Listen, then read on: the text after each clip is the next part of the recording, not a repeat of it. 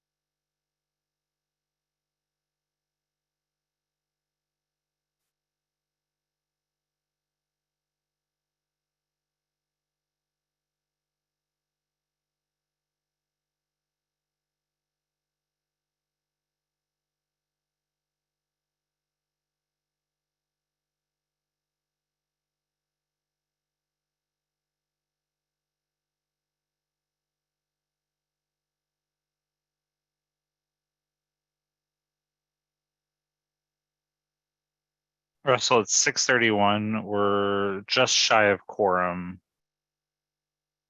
We're about 2 more away, and we have 1. We're now 1 more away. Did you get Lori? Yes. Okay.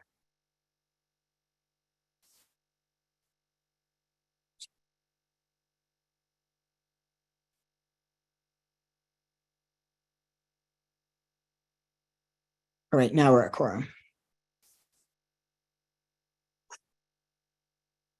Okay, so welcome everybody to the February full board meeting of Community Board 8, calling the meeting to order. So we're going to start with the public session, and for those who don't know, speakers in the public session have 2 minutes each. We're very strict about the time limit. In order to speak in the public session, you have to sign up online, and the way to do that is you sign up in the same place that you go to connect to the Zoom meeting. So if you haven't signed up to speak in the public session and would like to speak, you can still go and do that. You have until 6:45.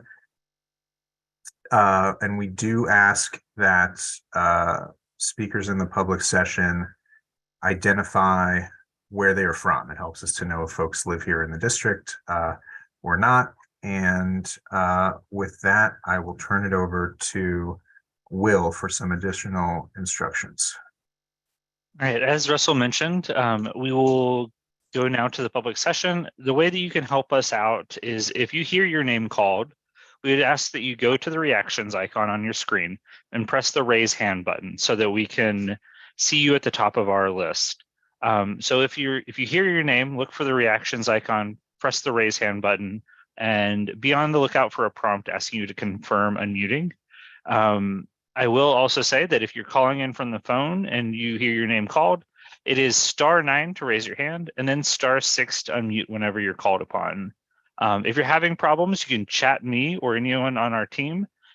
We can help you work through any Zoom software problems, but the chat is not to make comments or ask questions. No one else will ever see those chats. So with that, we can put the timer up on the clock. You'll hear an audible beep whenever the 2 minutes is run out, and we can start with the first person up. Thank you. And first is Marissa Yanni. All right, Marissa, go ahead and we ask that you don't raise your hand until you hear your name called. So Marissa, you're unmuted. Sorry. Thank you, Will. Thank you, everybody. My name is Marissa Yanni. I am the Manhattan Community Affairs Liaison from the Department of Sanitation. I just have a quick update. Effective April 1st, there will be a change to set out time. Currently, the set out time for garbage, recycling, and compost is 4 p.m. That is being pushed back to 8 p.m. This goes for residents and for residential and commercial properties. Residents can place trash and recycling out for collection no earlier than 8 p.m. on the day prior to scheduled collection. If residents use a container with a lid, they can place material out beginning at 6 p.m. For commercial businesses, they can place their trash and recycling out for collection no later than 8, as I said, and prior to scheduled overnight collection. Collection must occur by 6 p.m.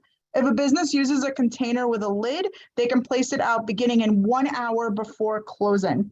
We're conducting a lot of outreach for this program to let everybody know, starting off with community boards. We're also going to be doing mailings to residents, businesses, and property managers. Everyone will be receiving a mailer in the mail, of course, for your property owner. In addition, the department is planning a significant paid media campaign to make sure every New Yorker knows about the new rules and will make our streets safer and cleaner. I'm limited on time, but if anyone does have any questions or know of any specific buildings that you think that we should reach out to in my office, you think needs extra attention, please let the chairs know or let Will know, and he'll let me know, and I'll make sure that nobody gets missed. I thank you again so much for letting me speak tonight, and I hope you have a beautiful evening. Thank you. Next, let's go to Matt Bauer.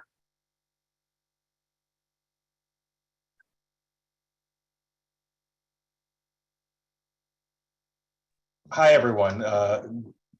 Good evening, and certainly thanks for having me here. Matt Bauer, I'm the director of the Madison Avenue Business Improvement District, and appreciate your hearing our monthly update about what's going on Madison Avenue. We did hear, of course, the statement from the Department of Sanitation. We'll be speaking with them as well regarding some of the needs of retailers here in our district.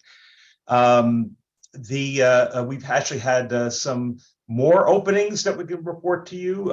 Very exciting at 721 Madison Avenue. The new flagship for Ippolita has opened up. This is very exciting. This is a New York-based designer. She has her flagship here right on Madison Avenue between 63rd and 64th Street. And you could experience all her designs at the boutique. And this Friday, we're going to be having a pretty big opening in terms of restaurants here on the district. In today's New York Times, it says that where caviar Caspia goes, fashion follows. And this is the Parisian restaurant known as the unofficial headquarters for fashion, is making its New York debut, and it's going to be opening on Friday at the Mark Hotel on 77th Street and Madison Avenue. So boutiques, restaurants opening. And I also wanted to announce that we're going to be hosting our annual spring Madison Avenue Gallery Walk on Saturday, May 20. And it's a great open house for the galleries here. We have usually 50 participating and hope you can take part. Thanks so much. Thank you. Next, let's go to Kelvin Dickinson. Just a reminder to please tell us where you live at the start of your remarks. And also at some point I may mispronounce somebody's name. So if I do, I apologize in advance. Hello, my name is Kelvin Dickinson, and I am president of the Paul Rudolph Institute for Modern Architecture, and I'm here representing the Institute as well as the Paul Rudolph Estate. We are a group that's dedicated and established to further the knowledge and understanding and the preservation of the work of the late modernist architect and educator Paul Rudolph. Our headquarters are in New York City on 58th Street in a New York building designed by Mr. Rudolph in the late 80s. And we have open houses on the first Friday of every month if you want to come see a Paul Rudolph building interior for yourselves. Through preservation and advocacy efforts, educational initiatives, public events, and maintaining and developing an archive of written and graphic materials, the Institute seeks to communicate Paul Rudolph's legacy to the greater public. And we are here tonight because we want to voice our opposition to one of the proposals that is going to be voted on tonight, which is the modification of the front facade of the legendary Paul Rudolph designed 101 East 63rd Street, which is also known as the Hirsch Residence or the Halston Residence. I encourage the group tonight to vote against it. I understand that 3 architects are members of the Landmarks Board that voted to not proceed with the approval, and I encourage you all to vote with them so that we can send a strong message to the Landmarks Preservation Commission this February 28th to say that we do not want the proposed changes to the front facade to go forward. Again, I'm with the Paul Rudolph Institute for Modern Architecture. We're down on 58th Street. I also live up in Harlem, so I'm a little bit far away right now, but we are close by and within walking distance of the actual property that will be discussed later tonight on the agenda. Thank you for allowing me to speak, and have a good meeting. Thank you very much. Next is Evelyn David.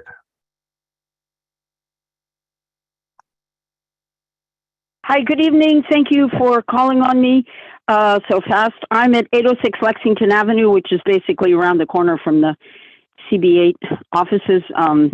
Okay, so this is a few little things. One, congestion pricing, the unintended consequences. I know you're having a meeting tomorrow, but I just want to get this in there again. Unintended consequences in your letter, however you're writing this up.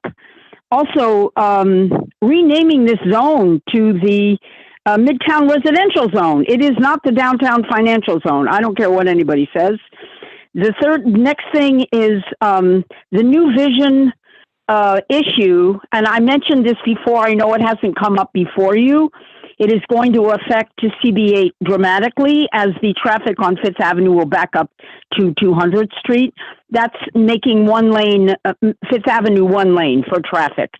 So my whole, not only creating a huge traffic issue, but also spending money, dollars, city money on widening sidewalks when we have a huge crisis with retired employees from the city of New York. And the city is claiming they have no money, they can't help anybody with their health issue, and you have to find a new health program, and throwing everybody into a tailspin when they're going to spend money on sidewalks. Okay, that doesn't seem very fair to me. It's a horrible idea and it's terrible, and I just can't believe they're actually doing this. The other thing is with congestion pricing, sorry to skip around, no representation on the MTA board. That is ridiculous, and maybe it's way too late, but anyway, there I stand. Okay, thank you very much for everything. You know, vision thing, I know it hasn't come before you yet, but I hope we just at least put it aside until more money starts flowing back into the city with. Thank you. Next, somebody has signed up under the name Craig. I don't think it's our Craig Later. So if that's you, please raise your hand so that we can find you. I don't see anyone named Craig other than Craig Later in the meeting. So if that is you, chat me or raise your virtual hand by going to the reactions menu. Okay. And in the meantime, we'll go to Andrew Fine. Andrew, go ahead and unmute. Hi, Russell and Community Board 8. Thank you for the opportunity to speak this evening. I am here representing both the East 86th Street Association and the newly formed Coalition in Opposition to Congestion Pricing. Information on the Coalition in Opposition to Congestion Pricing can be found at stopcongestionpricing.com. That's stopcongestionpricing.com. We have started a petition that has garnered 2,000 signatures, more or less, at this point in time over the last couple of weeks. We are holding a rally on March 12th at 2 p.m. If you'd like more information on the rally, please check stopcongestionpricing.com. As everybody knows here, we're familiar with the arguments. The congestion pricing scheme is just a money grab by the MTA, which is ableist, it's ageist, it's elitist, it's anti-senior, it's anti-family, it's regressive. And if you'd like to hear more arguments on and against congestion pricing, please check stopcongestionpricing.com. Thank you for your time. And as I said, again, we know that the community is against it. We're rallying, we are organizing, and we'd love your support at stopcongestionpricing.com. Thank you, Russell and Will, and the entire board. Have a good night. Thank you. Next is Bruce Terrell.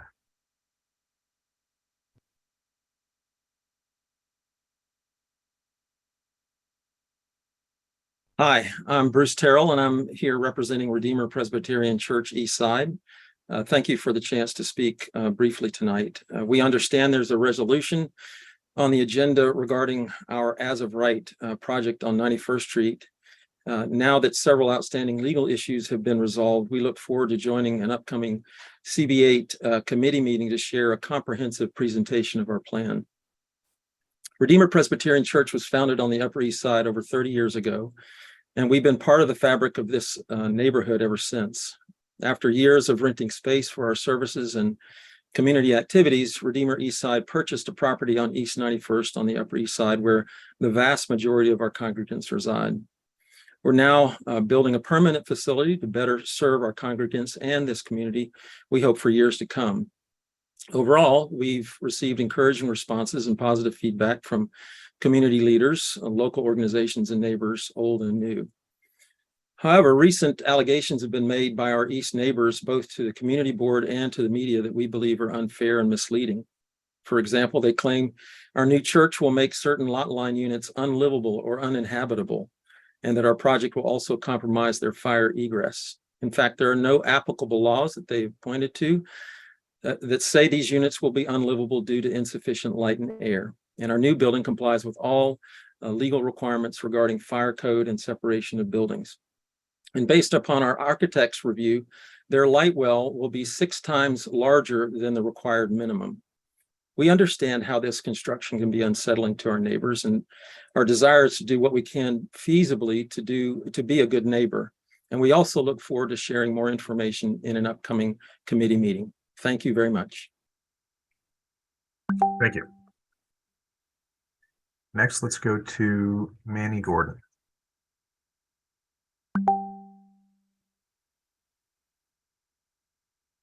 Manny, look for a prompt on your screen to unmute.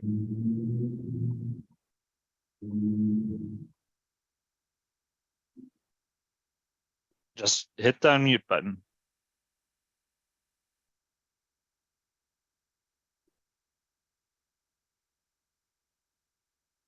Okay, are you up here? Yes, we can.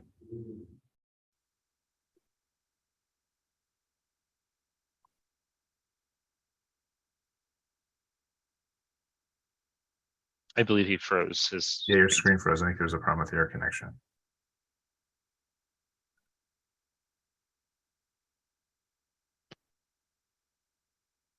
Okay.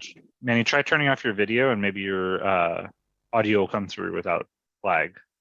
Okay. Are you able to hear me? Yes. Yeah. You can hear me? Yes, go. Yeah, okay. Yeah, so, with all due respect, to what Bruce Terrell just said, there is not ample light and air that will be available to the apartments in 160 East 91st Street. By the way, I am a resident of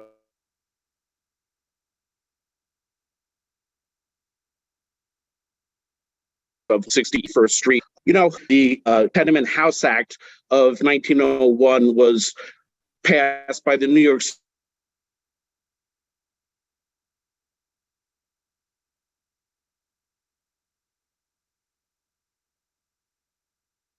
State legislature that are facing west, and they must have ample light and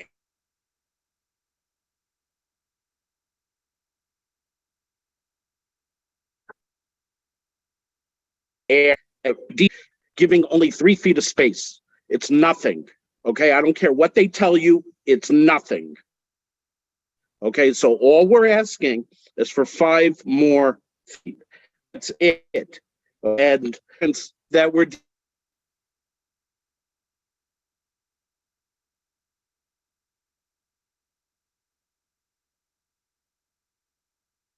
dealing with church. They're supposed to be enhancing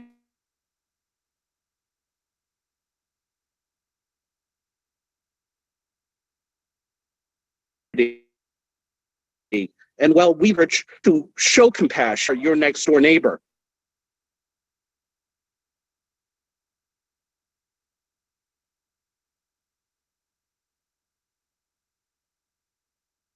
Thank you. Thanks.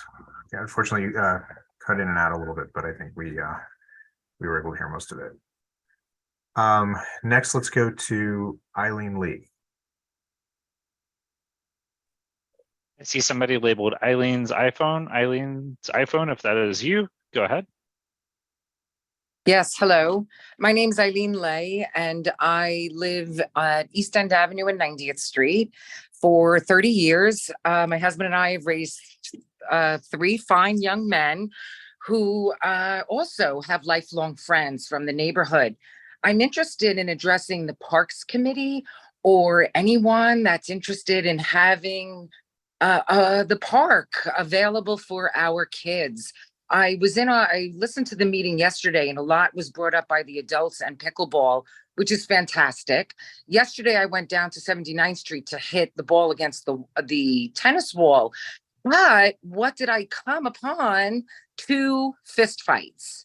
There are a lot of children, and this is fantastic. We have children, we have young people, a lot of boys, and I tend to give myself a label of an advocate for our young boys because they kind of get pushed aside, and recreationally, they need space.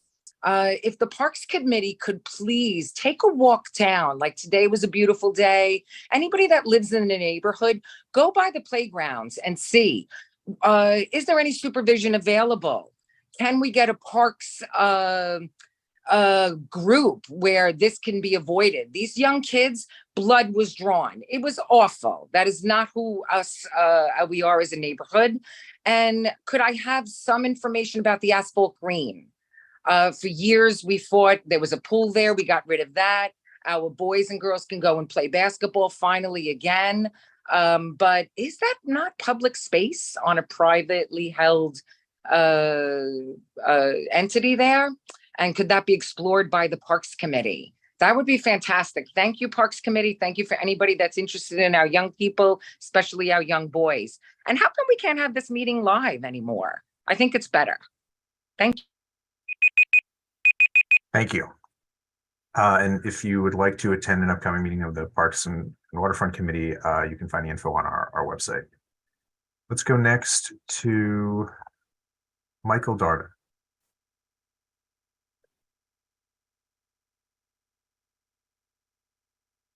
All right, Michael, if you're here, please use the reactions icon to raise your hand.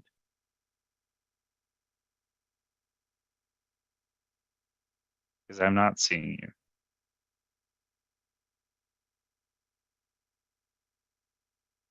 Okay, next is going to be Phyllis Wallach. Phyllis, go ahead and unmute. Hi, I'm Phyllis Wallach. I live at 87th in York.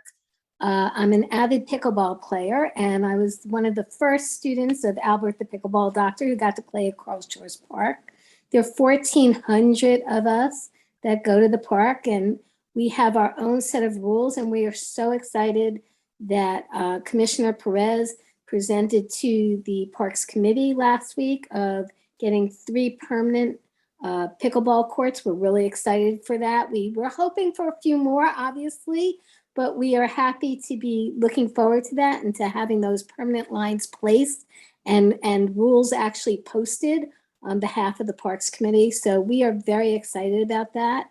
And of course, we're hoping we'll get lighting so that we can play later in the day, and that, you know, this is a great start to what we're looking for. So we truly appreciate that. And we have worked really hard. The committee that we have has worked extremely hard to come up with the rules and the solution and to be good neighbors. So we're very excited about that. And we want to thank, Assemblywoman Seawright. We want to thank the committee and Commissioner Perez and everyone who's made the effort to make this what it is, which is a great way for older people like myself to get out and move. I'm not retired, I still work. So I only get to go on the weekends or after work. That's why I'm still hoping and praying we'll get lighting one day in that area. But again, thank you. And, 1,400 people loving pickleball. It's going to be the next Olympic sport. It's not a fly-by-night thing. So I'm so pleased that the community board has recognized this, and the Parks Committee and the Parks Department has recognized the need for this outlet and to make our community really a great community and get a larger use of the park for so many people. Thank you.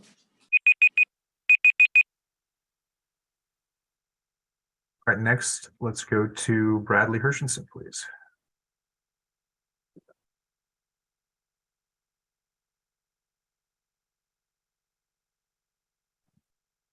Hi, can you hear me? Yes. Yes. Hi, my name is Brad Hershenson. I live on 81st Street.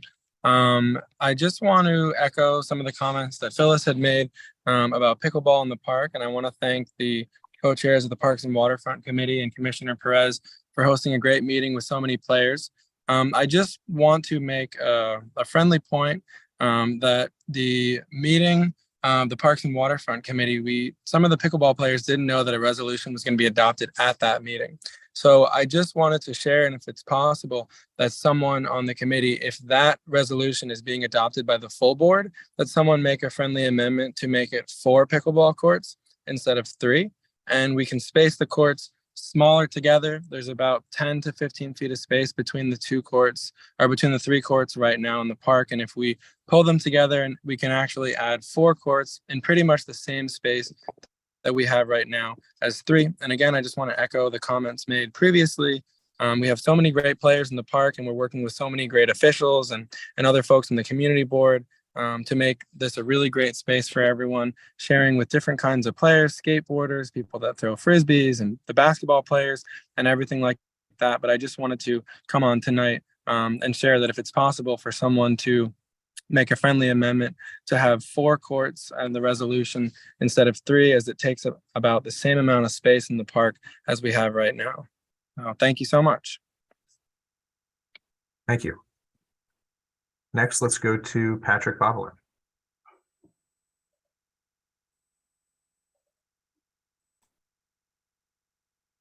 Okay, can you hear me? Yep. Great. Hey everybody, I'm Patrick Bovelin. I've been in the East 80s going on 8 years now, and I founded the Upper East Side Mutual Aid Network with CB8 member Lindsay Cormack, and we've done monthly Carl Shores Park cleanups for going on 3 years now. Some of you know that I think a lot about our community and our open spaces, our public spaces, and how we care about one another. I'm on today because I find it a little troubling that several high-profile adults in this neighborhood, like our Assemblywoman and her son, Bradley, who just spoke, are organizing to take away space from kids in Carl Shores Park in order to play pickleball. We know that children can't vote, they can't donate to political campaigns, and are not likely to advocate for themselves to the powerful or even in front of this board. And that's why it's the duty of adults and a community at large to protect them, to provide for them, and give them an abundance of opportunities to socialize and enjoy public space.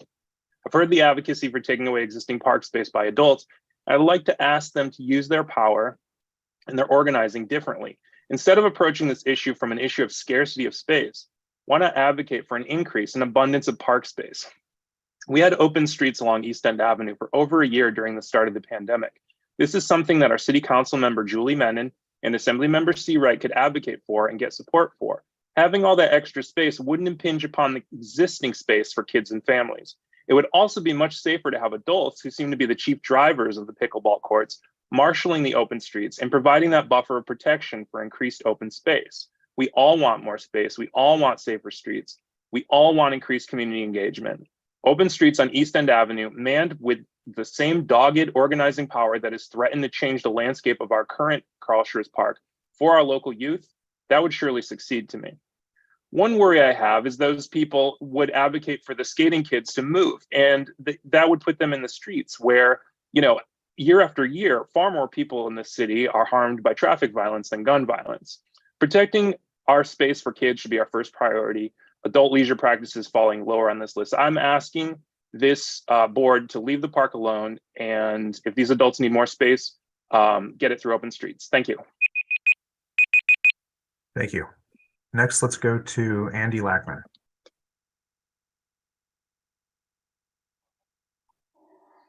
Hi, can you hear me? Yep. Hi, I'm Andy Lockman, and I live at York in the 60s. I'm also a member of the Carl Schurz Pickleball Planning Committee. As Phyllis mentioned, Albert, who calls himself the pickleball doctor, transformed Carl Schurz Park by lugging nets, paying for them himself, lugging pickleballs, lugging paddles to the courts, and organizing a pickleball community that has grown to over 1,400 people. The best thing about pickleball, it puts a smile on your face. And Albert's done an amazing job. We have players from 80 to 8. Grandparents get to play with their grandchildren. It's a sight to be seen. I invite every single person on this call in the pickleball board and that's Community 8 board to come down and try pickleball, because Albert is a great instructor. Pretty much unanimously, all our members support the resolution that was made by the Parks and Recreation Committee. And we want to thank Judy Schneider and Police Farber for all their hard work in putting it together, as well as Commissioner Perez, our elected officials, and the entire Community Board 8 for approving this. It's something that's amazing for our community. I just want to add one other thing. There's no such thing in New York as a perfect group. And sometimes there are lone wolves here that join in that create a problem for everybody. But I'm going to tell you, Albert's rules of civility kind of stop that. And whether it's basketball or dog walkers or parents pushing their kids in the park, there's always one or two that ruin things. But for the majority, we're all amazing. Thank you. Thank you. Next, let's go to Holly St. Lifer, please.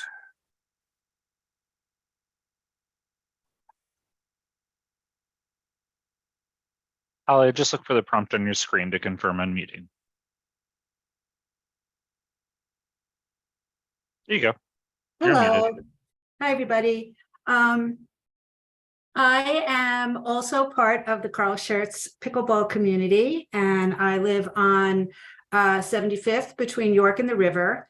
And I will not repeat, although I agree with everything that my fellow pickleballers have just said, Phyllis and Brad. Yes, it would be good to have 4, but we are so thrilled to have 3. And thank you so very much to everybody that's been supporting us. And, you know, when you talk about space, I just want to tell you just a very typical scenario from yesterday. So most times during the week, obviously during the day, there aren't a lot of people around, and there's a lot of space, which is probably why Albert thought in the first place that was a good spot. In any case, like at around 12:30, 1 o'clock, recess descends on the pickleball courts, or, you know, on that space. I mean, literally, it must have been like 200 or 300 kids, and or 100, 200 kids. And everybody was dressed in like pink and red because it was Valentine's Day. And there we are in the middle. And it was very, very cool. I mean, the four of us were laughing that, you know, we couldn't hear each other because there was so much, you know, the kids were laughing and screaming. And so, and they're saying, oh, we're so sorry, you know, if their ball, and we're saying, oh, we're so sorry, you know, if a ball got on their side, you know, in the basketball court. And then I only have 22 seconds left, but at the end, every recess is over, and one of the teachers runs onto the court and says, how do I get involved with this? This looks so great. I'm teaching. And I said, oh, you can come after school. You can come on the weekends. And it was just sort of this beautiful thing. And it's what we are looking for every day. Thank you. Thank you. Next, let's go to Alita Camp. Hi, thank you. I'll be quick. The CB8 Arts Committee presented a craft show on Saturday. It takes a lot of hours and a lot of work to make it successful. So I'd like to use this opportunity to thank people and the Church of the Holy Trinity in particular for allowing us to have our show in their beautiful Dressel Hall. Erlinda Brent deserves special thanks for her humor, availability, help, patience, and grace. Ozell for his hard work in helping us set up and take down. Chick-fil-A for sandwiches that made the crafters very happy. Peggy, Gal, Rita, and Marissa of the Arts Committee for their hard work and humor in posting, getting submissions, preparing all the flyers and brochures, and everything else they did to present the show. And of course, the board office, particularly Robert, for his persistence and responsiveness. Of course, our elected officials for your support deserve a big thank you too, and Russell. So thank you all, and I hope to see everyone at the next art show that we have tentatively scheduled for June. Stay posted. Thank you. Thank you very much. All right, that is it for the public session. And we have actually been joined by District Attorney Alvin Bragg. So we will turn it over to him and welcome. You should have a prompt on your screen. There you go. Thanks so much. Took a second for my computer to acknowledge it. Thanks so much for having me. Really great to be back. Thanks for all of your service. I know we have other elected, so I'll sort of three things I wanted to talk about: so guns, hate crimes, and sort of disorder generally. So thankfully that in your neighborhoods, gun violence is not a particular issue. It's a rare thing, but because so much of gun violence drives tourism, concerns about public safety, I did want to mention our gun prosecutions were up about 20% last year, particularly focusing on gun trafficking and ghost guns. And along with work with the NYPD and some of our community partners, we've really seen some encouraging trends, as I'm sure you've heard, citywide, the decline in shootings and homicides. It's even further in Manhattan. So we're down about 20% on shootings and about 16% on homicides. So far more work to do. And in year two, we're going to be focusing particularly on the intersection between gun violence and domestic violence to combat some of the things we're seeing. More work to do, but very encouraging signs. That's the first thing I wanted to update on. The second is hate crimes. We are seeing, unfortunately, a significant rise, particularly in anti-Semitic hate crimes targeting the AAPI community and the LGBTQ community. We have expanded our capacity in the district attorney's office. When I took office last year, we had about 3 specially trained ADAs in hate crimes. We now have about 20. We've also been partnering with NYPD and doing trainings there. We asked for and got $1.7 million from the city council so we could increase our outreach and our language capabilities, outreach to communities that have been targeted. And as I said at the top, we've been working hard in this area with an increase of 20% in our prosecutions. At its most extreme, we have also been charging terrorism cases. So we had, you probably heard of the 2 men who were arrested in Penn Station. One we alleged, tweeted that he was going to shoot up a synagogue. that case was charged as making terroristic threats. And we also just finished a 3-month trial of convicting someone for material support to ISIS. So sadly, this is out there to be countered, but thankfully we have very capable staff here, and we're sort of meeting the moment on that. So to more local issues now, the ones that are certainly kind of you're thinking about every day: shoplifting, mental health issues, our smoke shops. We have a suite of things that we've been sort of rolling out at the DA's office. So first, on shoplifting, we've had a small business alliance and working with NYPD, focusing on the repeat offenders. And so 18% of the people arrested for shoplifting account for more than 40% of the arrests. And so we've been focusing on that population. Some of them have significant substance use and mental health issues, and we've been trying to track them, and once arrested and in the prosecution stream, connect them with services. Others are a part of fencing operations and are, enabling an underground or shadow economy. We've been using our traditional law enforcement focus on them. At the end of the year, all told, of the sort of our target population, we have about a third of those folks in custody. So we have a lot more work to do in this area, and we're going to continue, but that's sort of where we are now, sort of focusing on the recidivist population. Smoke shops, they are everywhere, almost every corner. There are now more than 400 in Manhattan. So last week, a number of electeds, including the mayor and I, announced what my office is going to do on this. We sent out letters to all 400 of the smoke shops, putting them on notice of a provision of the law which allows the district attorney's office to step into the shoes of commercial landlords and to commence eviction proceedings if a commercial tenant is violating the laws. So we're not going to be able to do that as to all 400, but we wanted to put them on notice.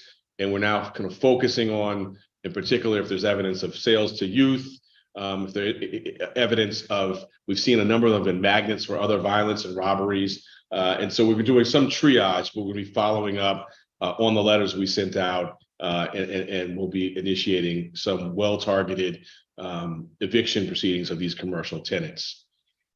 A lot of this stems from mental health issues. Late last year, a lot of this there being sort of the disorder we're seeing in our streets, people talking to themselves, things leading to feelings of lack of safety. My office announced last year a commitment of $9 million to 2 mental health initiatives. One is community-based, based upon the model that the Times Square Alliance has used for years. You see the folks with the red jackets walking around and connecting people with services in Times Square. Long-running program that has had a lot of success. We're going to take that to up to 6 Manhattan neighborhoods. The second piece is we're going to offer those kind of connections to community service, to community supports right in court, right after arraignment, at the moment where people are about to go back out into neighborhoods, about to go out back in communities, connecting them right there with services. So that's a $9 million commitment, and that request for proposal process is going on. And then the last piece, again, in the sort of menu of things we're focusing on, sort of the disorder that we're seeing, is what we've been calling the Harlem Hub on 125th Street, led by our business improvement district leader, where there was a lot of open air drug dealing, a lot of clear mental health issues. We all gathered into a storefront, the NYPD, the district attorney's office, the Department of Buildings, because a lot of the conduct was happening under illegal scaffolding, the Department of Homeless Services, and the Department of Health. And we would gather and then kind of fan out over a 5-block radius and determine in a very granular way which tool in the toolkit to use. Sometimes that's me and the NYPD and prosecution. Sometimes it literally was taking down unlawful scaffolding. Sometimes it was homeless services. And by all accounts, it's really moved the needle in that neighborhood. So we're looking to take that model to other parts of Manhattan, and we've been talking to the mayor's office and City Hall about doing that. So I talk kind of fast because I know there are other elected officers who want to give reports. Happy to, if the chair wants me to, take questions, or I've got Kevin John Baptiste from my office on, and he can help with any follow-up offline if we're out of time. Thank you very much. Yeah, unfortunately, we're not going to have time for questions, but I did just want to ask, because you mentioned sales, reporting illegal sales to children. What's the best way for folks to report that to you guys? So, the sheriff's office is sort of the front line. You can always, I would say the best way is if we can give you Kevin's information because we're tracking it, and then we can have a direct line to the sheriff on that. Okay, great. All right. And so I think Kevin will probably be able to put that in the chat for us. Great. Thanks so much. All right. Thank you. Okay, with that, we are going to move on to adoption of the agenda. So if there's a motion to do that, which you can do with a thumbs up. And Barbara, yep. Is there a second? Yes, great. Anyone opposed? Very good. Adoption of the prior meeting's minutes. See some thumbs, see some hands seconding. Anyone opposed? No, great. So thank you for that. We are going to hold off for now on the borough president's report and move into the elected official representative reports. So if you are here from an elected official's office, you will have your 2 minutes and we will call on you in the order in which you raise your hands. And we're going to start with Audrey Tannen.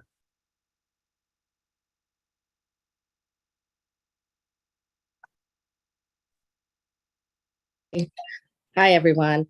As you know, Liz continues to preside over the joint budget hearings in Albany.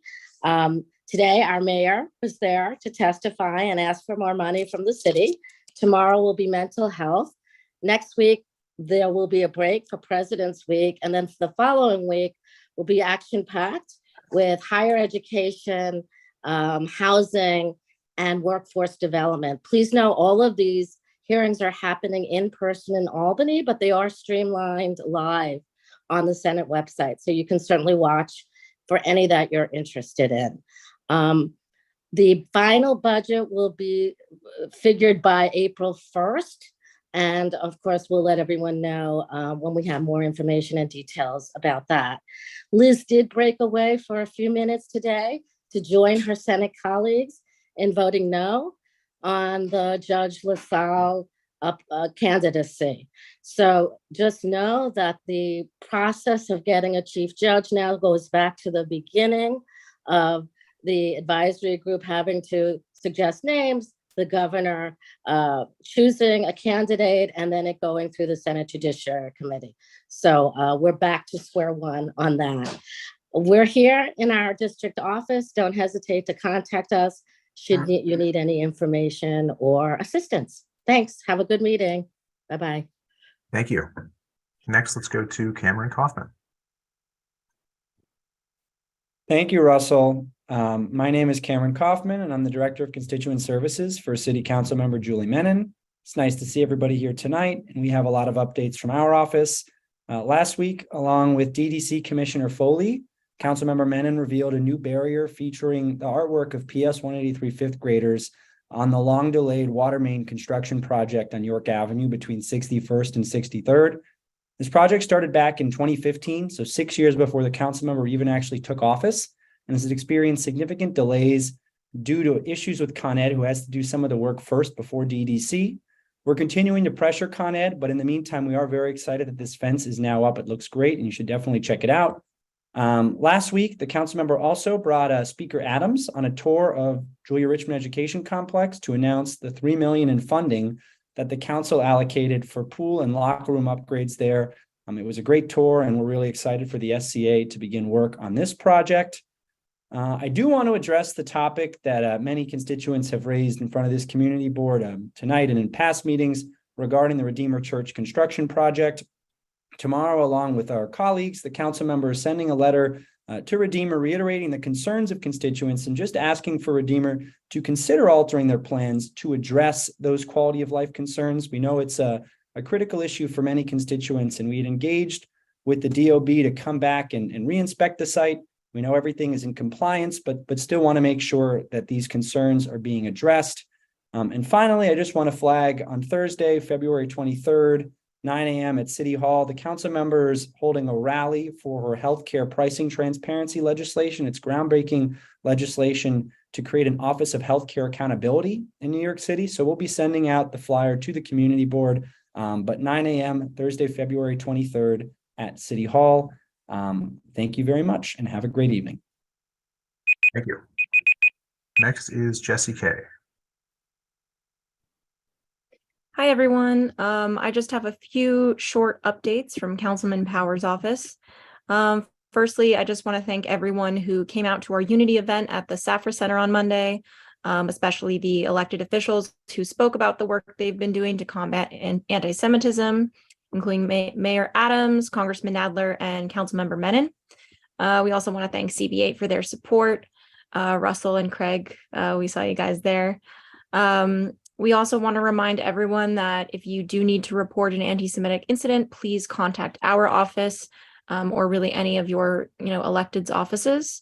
All of my information will be listed in the chat. You can email me directly, and we're always happy to connect you with the proper resources or point you in the right direction.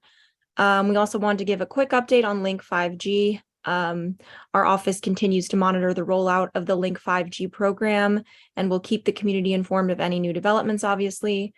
Most recently, Councilmember Powers authored a letter to the Landmarks Preservation Commission, wherein we asked that before the LPC proceeds with OTI's application, they should provide data and information regarding 5G coverage currently and where service gaps may exist or are expected to exist in the immediate future.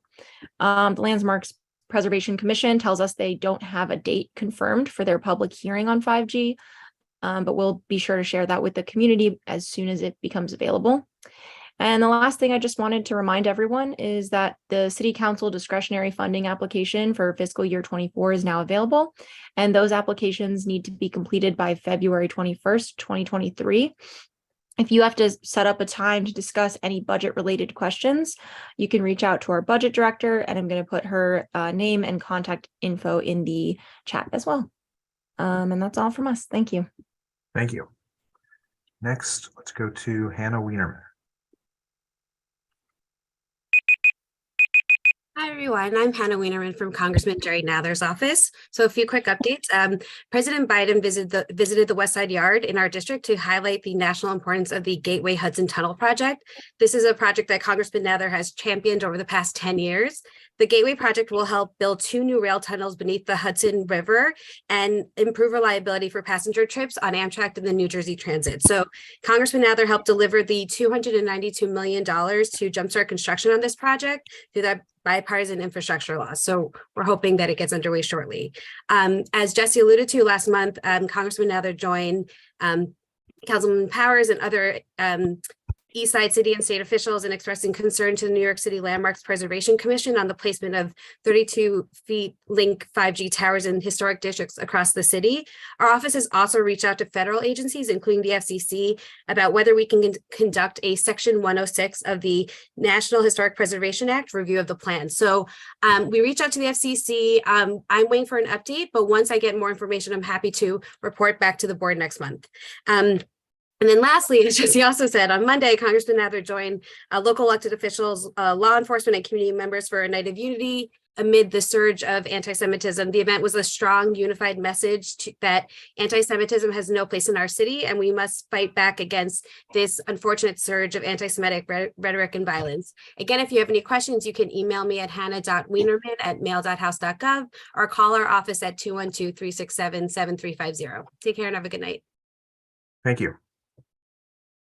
Next, let's go to James Giuliano. Thanks, Russell. Hello, everyone. I know I've met many of you before, but I want to introduce myself. This is also my first CB8 meeting on the job, so I'm super excited. I'm the district director for Assemblyman Alex Boris, so nice to see you all. I'm sure I'll meet you all soon if I haven't already. Just a few updates from us.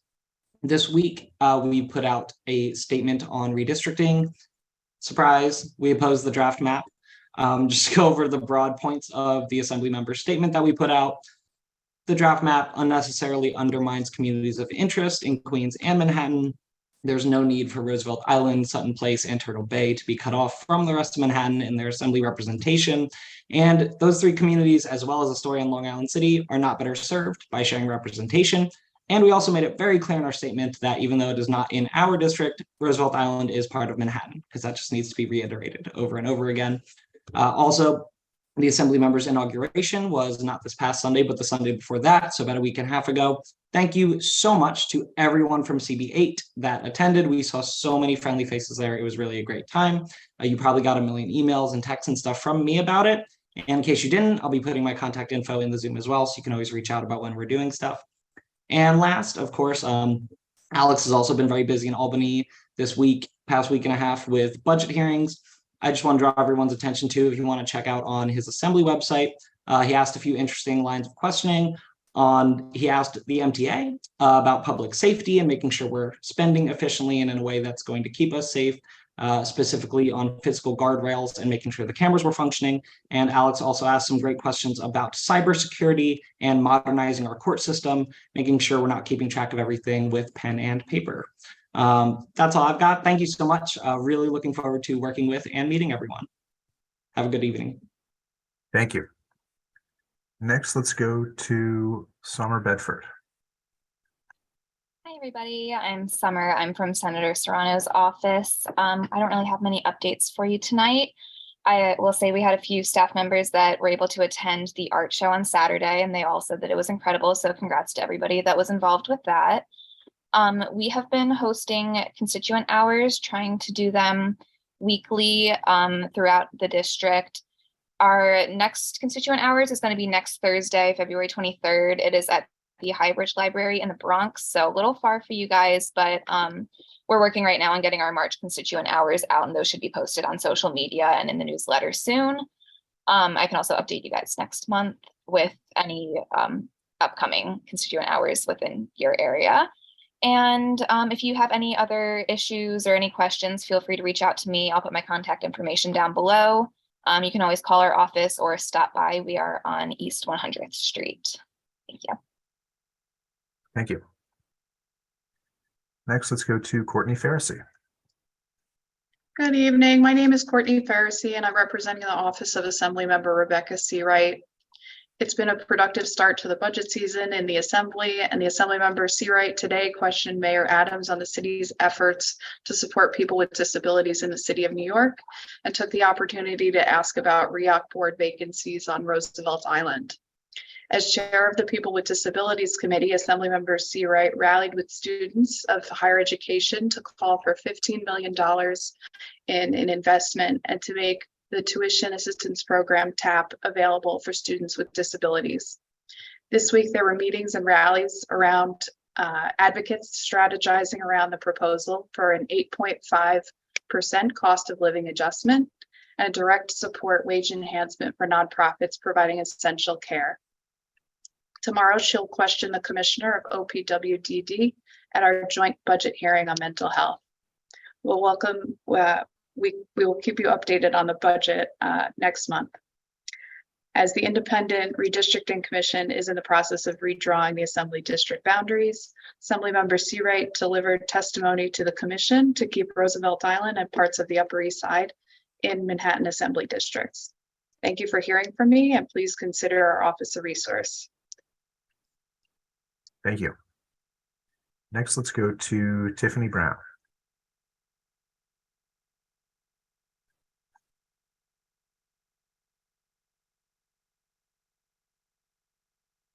There you go, Tiffany. Hi, good evening all. How are you? My name is Tiffany Brown, and I'm the Manhattan Borough Director for the Mayor's Office of Community Affairs. And I just have two things that I want to report about. I want to report on an initiative that the mayor has rolled out, which is called Breaking Bread. This initiative is something that he started when he was the Brooklyn Borough President, and he wants to bring it forth again because he feels it's needed. This initiative, what he would like to do with this initiative is have 1,000 meals with New Yorkers.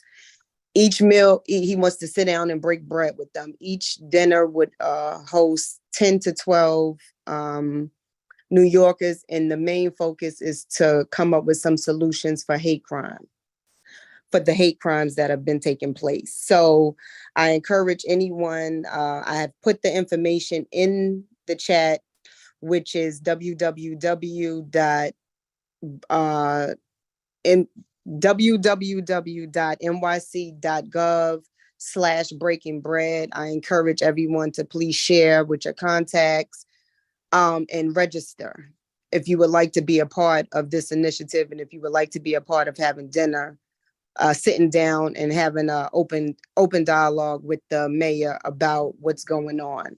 Also, I would like to touch on just saying that the mayor just finished his second state of the city last month, and he will be focusing on a few things, which is housing, crime, and just wanting you guys to know that he's here, he's working on things, he's trying to get things done, along with housing and crime. I'm so sorry, along with the housing and crime is also jobs and, and safety in the care of the city. So please look out for, this amazing work that he has coming up, which he's working hard on. And I've also put my information in the chat for those of you who may need to reach out to me for any issue or concerns. Please feel free to do so. And that's about all. Thank you. All right.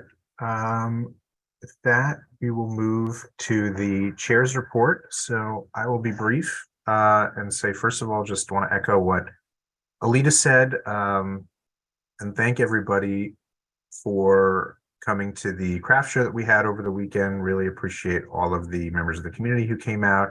Really appreciate the crafters who participated, who made it possible. And we were sorry that we weren't able to have everybody who wanted to participate, but we really had a great group, and it was a great success.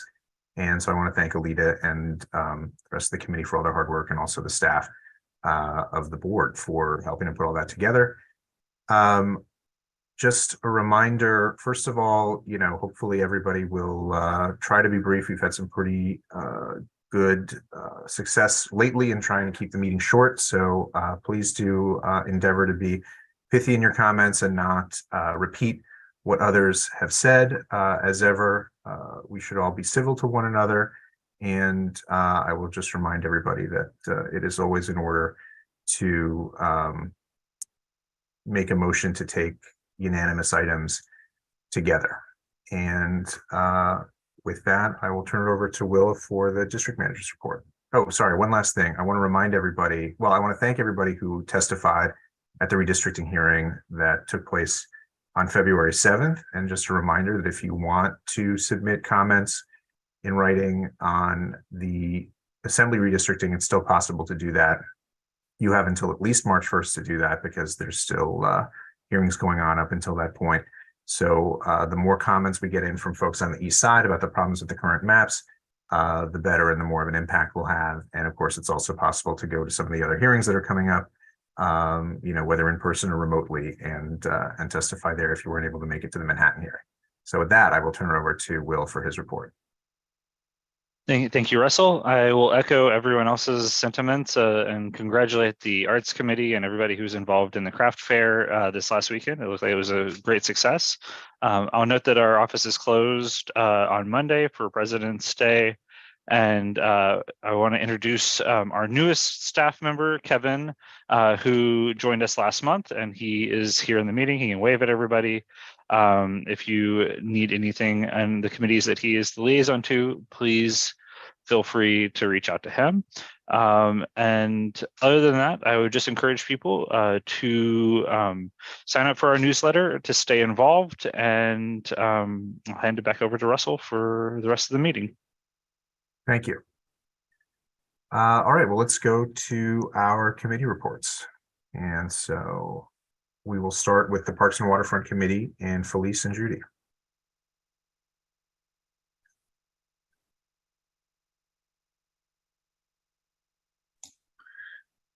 Thank you. I'm going to take the lead on this one, and Judy will chime in for anything that I am missing. So you've heard a little bit about the demand for pickleball in the neighborhood. Carl Schurz Park has a multi-purpose play area. It's right along the Esplanade, right behind where the children's play area is, starting at about 83rd Street. It has basketball courts on one end and is initially designed to use it for hockey, and hockey is sometimes played in the park. As you've heard, pickleball has been quite popular, and there have been an impromptu kind of development of pickleball courts in the middle of that multi-purpose play area. There are a lot of competing uses for that area. Manhattan Borough Commissioner Anthony Perez spoke to a lot of the community, measured out the area, and came out with a proposal that tries to balance out the competing uses for the multi-purpose play area in Carl Schurz Park, making sure that everybody has an opportunity to use the park. His proposal and what was approved by the Parks Committee would move the kind of, I don't think illegal is the right term, but kind of impromptu pickleball courts that have been developed in the middle of that multi-purpose play area to one side, the south side. It would be directly opposite from where the basketball courts are. And by making a kind of a standardized size for the courts and the spacing between the courts, they would be able to maximize the center area to allow for other uses of that multi-purpose play area, to allow for kids to come play there and to accommodate really all the variety of uses in the park. We've heard tonight an interest in a fourth pickleball court. The proposal that was adopted by the Parks Committee supported the Parks Department's proposal of 3 pickleball courts, really trying to balance out the competing uses. And I would just like to say that going with 3 courts does not preclude a later decision by Parks Department to add a 4th court if they believe that that is appropriate. This proposal balances out the various competing interests and tries to make sure that everybody has an opportunity to use the multi-purpose play area within Carl Schurz Park. So with that, the proposal is to add 3 pickleball courts, really official, that the Parks Department would install. They'd be laid out with even spacing. The hours would be limited if there were a permitted use, so allowing for the nearby schools to have recess, or if hockey, which has an opportunity to use the park or that area, wanted to apply for a permit, they could use it. And then the Parks Department welcomes suggestions for other parks in the neighborhood that could be used to set up a pickleball court. So that is the proposal. It was approved unanimously by the committee. Are there any questions? Margaret, Peggy, you have a question? Call the question, please. Is there a second? I see Rita has her hand up. And Rita seconds that, as does Valerie. Okay, Addison, do you want to take the vote? Just quickly, anybody opposed to calling the question? Okay, go ahead. All righty, everyone. Good evening. So if you're voting no, abstaining, or not voting for cause, please raise your hand now.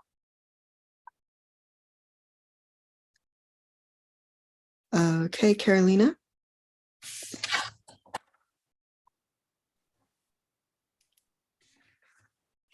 I'm going to abstain. Abstain, thank you. John? I too will abstain. Thank you. Anyone else? Oh, whoops. Sorry, Judy, are you voting? Just coughing. Oh, just No, coughing. just coughing. Sorry. Okay, sorry. Bless you. All right, so then the resolution passes. And I'll get the vote count in a second. I believe it's 40 yeses, 2 abstains. Okay, thank you. So we will move then to the next committee report, which is the Zoning and Development Committee. So Elizabeth, Anthony, and Sharon.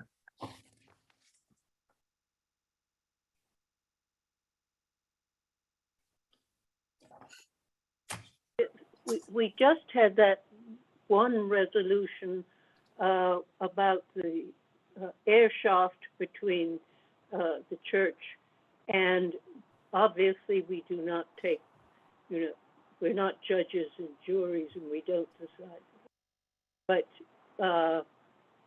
our resolution requests the parties to negotiate with one another in good faith to prevent damage to the livability or safety of the apartments that are adjacent to the church when they lose the previous building, which they had a common air shaft for about 100 years. So this is a resolution asking them to negotiate with one another to prevent the damage. And I think there were a couple of abstentions, one because of religion, but the rest of us voted for it. Oh, there's Anthony. You vanished on us. Anthony? Oh, yes. Okay. I just wanted to make a couple of comments. I think that it's not only is we'll call it an air shaft, it barely qualifies as such since it is also completely filled with the fire escape, which is the emergency egress from those apartments.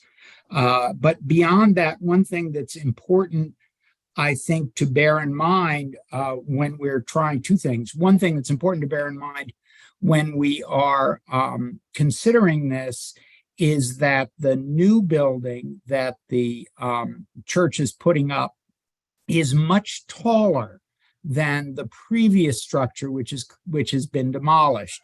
That will, in fact, also further adversely affect those apartments which rely on that common air shaft and now their own air shaft for light and air.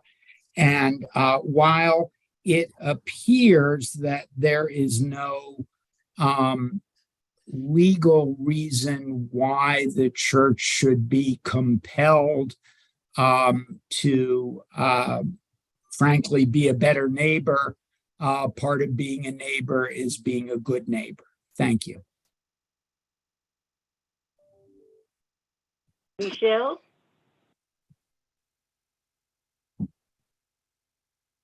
Unless Valerie has a point to make, I'll call the question.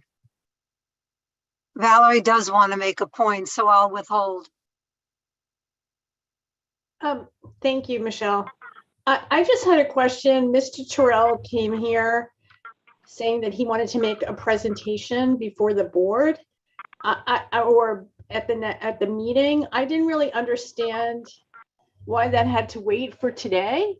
I mean, I don't mean the intention of the church, but is that something we're going to consider? I mean, we're looking at this resolution. I mean, I don't know what the point of coming to the full board meeting is to say that they want to come to another meeting.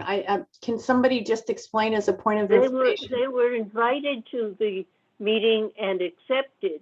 The church was invited to our meeting. They accepted. We scheduled the thing.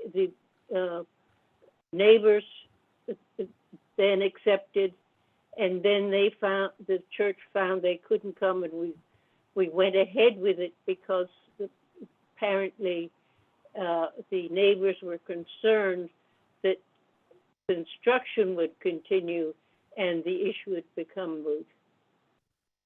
I think he was talking about a future committee meeting. Yeah. I mean, is that where this is going to go? I mean, Russell, maybe can we just I don't know that we need to be involved in this. I mean, if they're going to have another meeting, I'm not what I'm trying to understand is what is the relationship of this resolution to what the gentleman who represents Redeemer, and I believe he represents Redeemer as part of Redeemer, not as a lawyer for Redeemer. Is that correct, Mr. Terrell? He's shaking his head, yes. Okay. Yeah.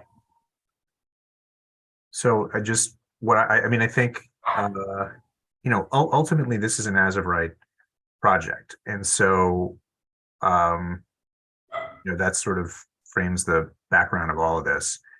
What the resolution says is that we're encouraging folks to talk more and hopefully come to some sort of a resolution of this, or some sort of a situation that addresses the concerns that the residents have, but just where the resolution is calling for more dialogue. So I think that that kind of thing is sort of always in order, and it's never. Well, I mean, we have Mr. Well, we have Mr. Terrell here right now. Well, can he commit to that right now in front of the board? I think he said, I mean, I don't want to get into, we're not going to call on members of the public, basically at this point, but he said that they're going to come and present to the committee. And I would say that, if people think that the resolution is premature, then that's a reason to vote no, essentially. I mean, I think that's a substantive objection, but yeah, I mean, here we have the resolution that we have, and I think folks can vote on it. And the committee. Okay. All right. Well, thank you for that clarification. Is it possible to ask whether or not Mr. Terrell could come to the next zoning and development committee meeting?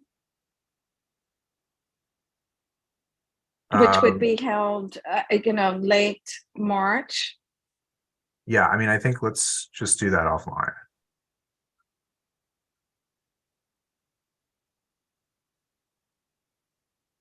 So there's still some more hands. You want me to go back to Michelle? It's up to the chairs. Or Judy. Judy hasn't spoken. Judy Schneider. And you have Rebecca Dengor as well, who hasn't spoken. Thank you, Elizabeth. I move to table this until they come back to the committee and vote on the resolution at that time.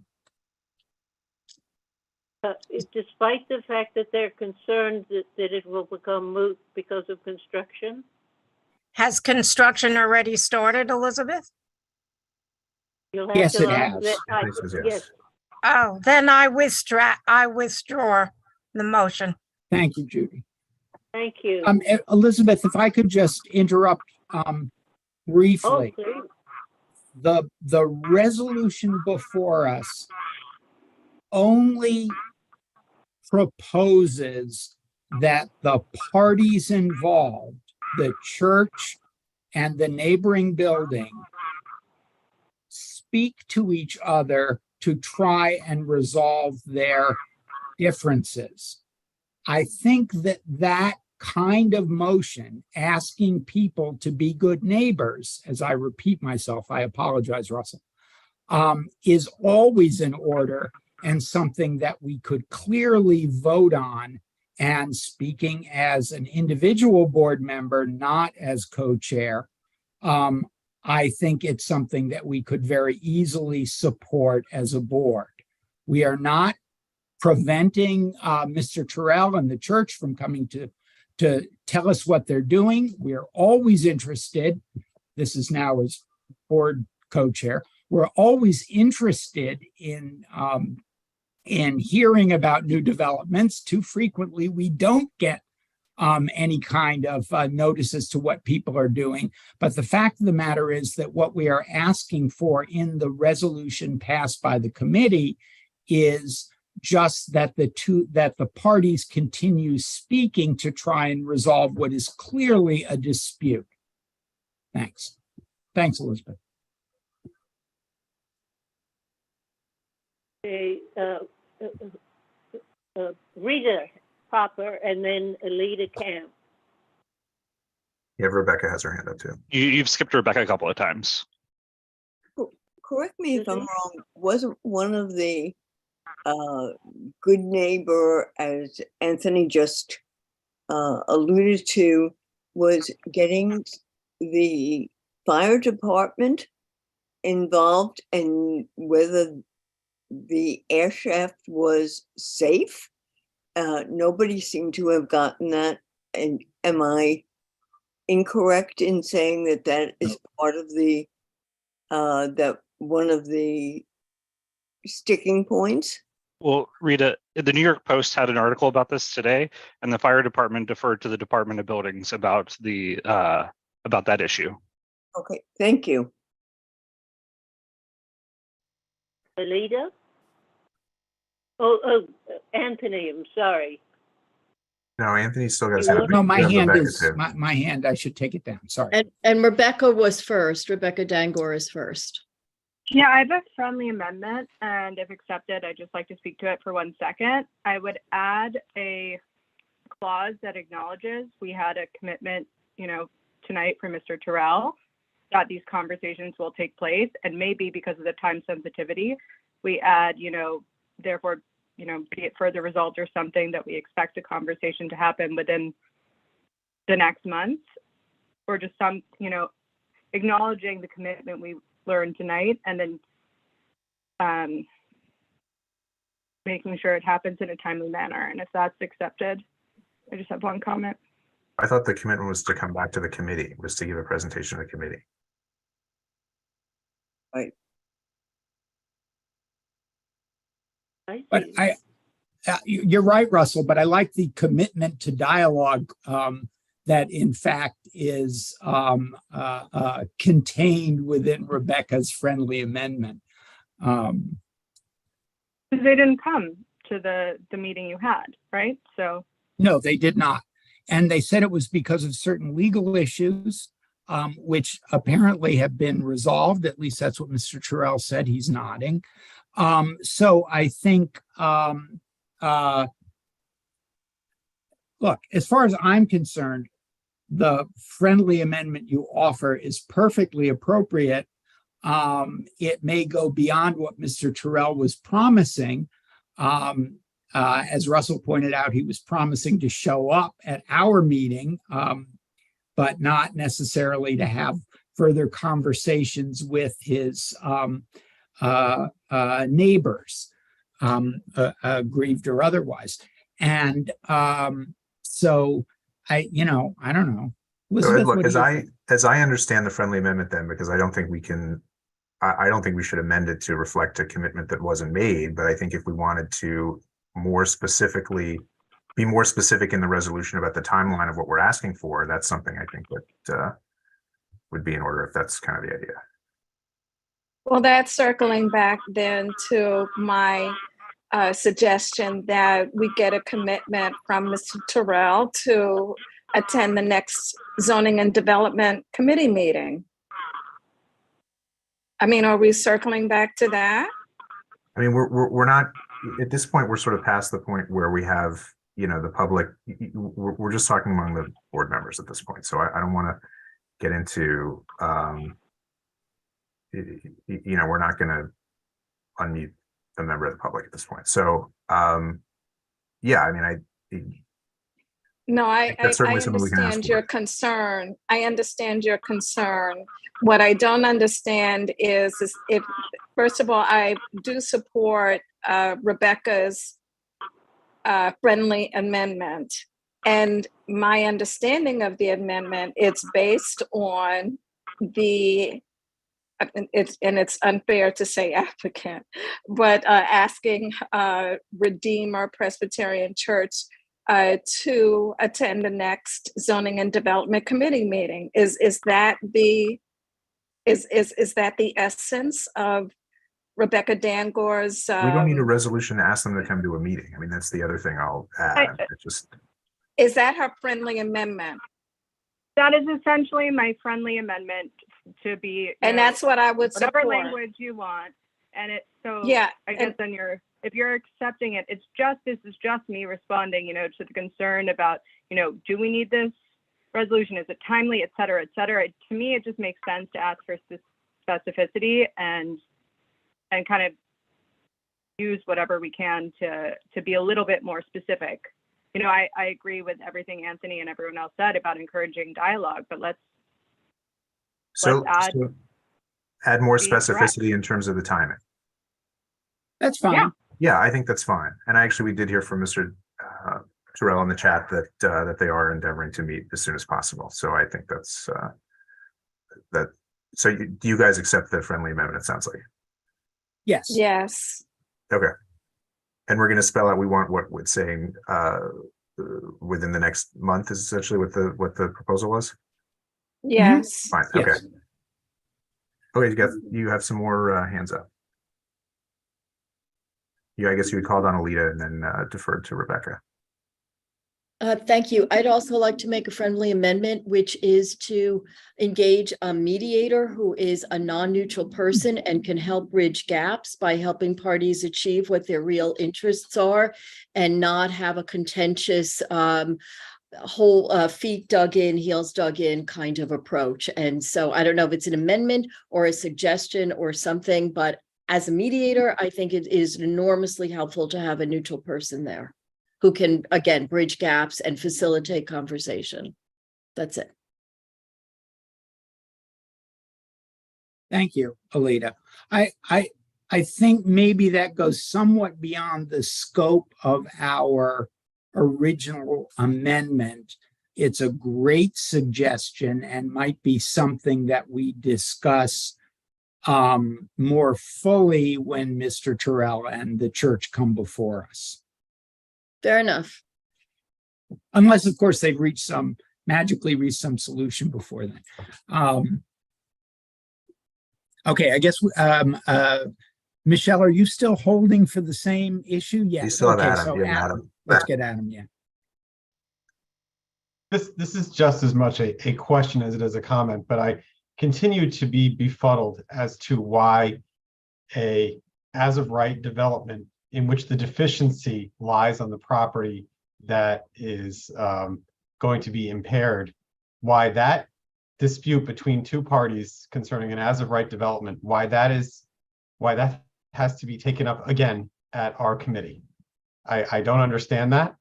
And someone needs to explain it to me why we're continuing to set aside more meeting time to deal with an as of right development. I think, Adam, and this is more my personal Maybe feeling. right. The question is it right? Well, one may have the right to do something that damages other people, but I think that's where we come in. Yes, they do have. We've never said they weren't as of right. But the possibility of damage here, and this is possible major damage here. I think, and I don't think we want to push this forward simply because we don't want to make it pointless. So I hope that we will support this. And I'm going to be back in a couple of minutes. My dog is going out. Just to sort of piggyback on what Elizabeth said, I think that what we're doing here, Adam, is we are asking neighbors to behave in a neighborly fashion. And I don't think we are asking more than that. I also think, and again, this is as much, I think that the more projects, as of right or otherwise, that are willing to come before a public forum and discuss their intentions, the better. The more we know about development as it is happening, or before it happens, even if it is as of right, the better off we are as a community, and the better able we are to understand the projects that are coming, the projects that aren't as of right, that are coming before us in torrents and mountains and everything else. So I think that it's a good reason for us at this, there is a good reason beyond everything else for us to hear what Mr. Terrell and the church have to say about what they're doing. I mean, we sort of know what the outside of it looks like because we've seen the pictures in the paper, but it would be nice to know what they're doing and why they're doing what they're doing, so that we can better understand development in the neighborhood. And I think that if we can encourage everybody to come before us, even if it's as of right, and we throw, eggs at them in the meeting, and that's okay. But it would be good to know more. And I think that's really why we are pursuing this. Okay. We also have now, this is like these are like mushrooms. No offense, David, you're not a mushroom. I have David, Marco, Barbara Rutter, Addison, and then I hope no one else but Michelle's calling of the question. Oh, no. Yeah, that's what you want to do, Michelle, right? She wants to do it now. Well, Russell, you tell me. She's entitled to do that. She's been very okay. Nice go ahead, Michelle. You've been very patient. Sorry, Call everybody. the question. Is there a second? No, you can't. Is there a second? Elizabeth Rose. Marco. Elizabeth Rose. Okay. Okay. Anyone opposed to calling the question?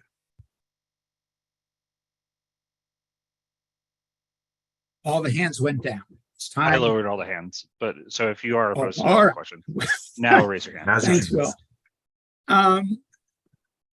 Anyone? Okay, so we're gonna have the looks secretaries like we're ready to go to a vote. Secretaries. I don't know who is up. Thanks. Sorry, I had to mute myself. My dog was going a little nuts. Is there anybody voting no, abstaining, or not voting for cause?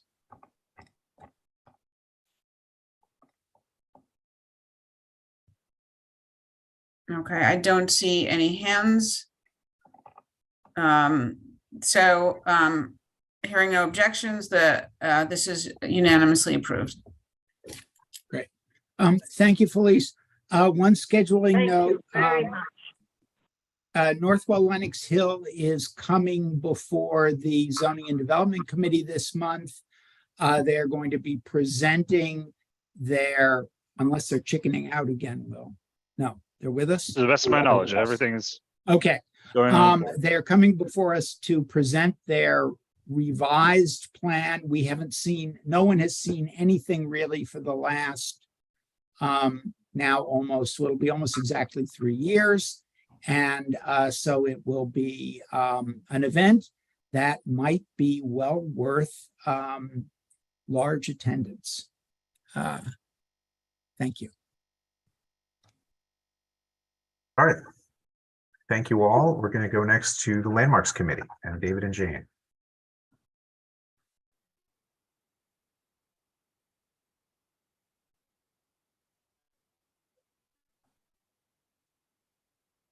Thank you, Russell. We had 5 applications this past Monday night, all extremely interesting.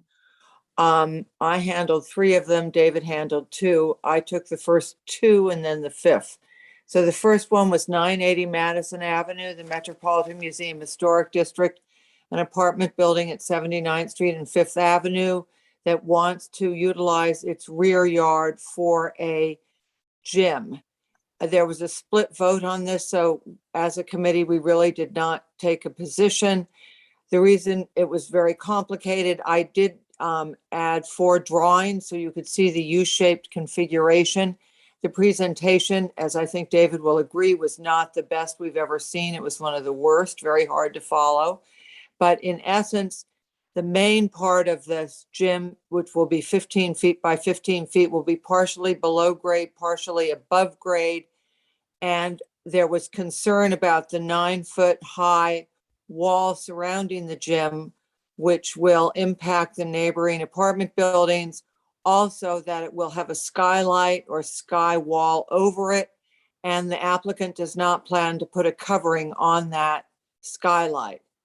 So with that, I see some hands up, so we will Chuck's is a have, point of order. go ahead. Who's got the point of order, Russell? Chuck Warren. Chuck. Oh, Chuck, I can't tell. Chuck, go ahead.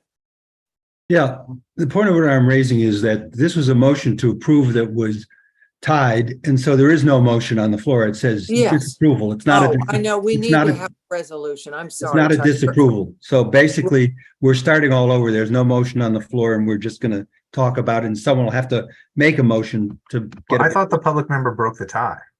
Well, the public member's public member vote she doesn't did count break the unless we- tie, but her vote does not count at the full board. Right. So- Well, okay, fine, but it still came from the committee and Yeah, the committee was posture that basically, it the came. vote was a disapproval. You're right, Russell. However, Kimberly's vote, I don't think counts No. for the full board. No, it No, but doesn't the full count. board hasn't voted yet, so we have a committee vote that is what it is, and now the full board's gonna vote.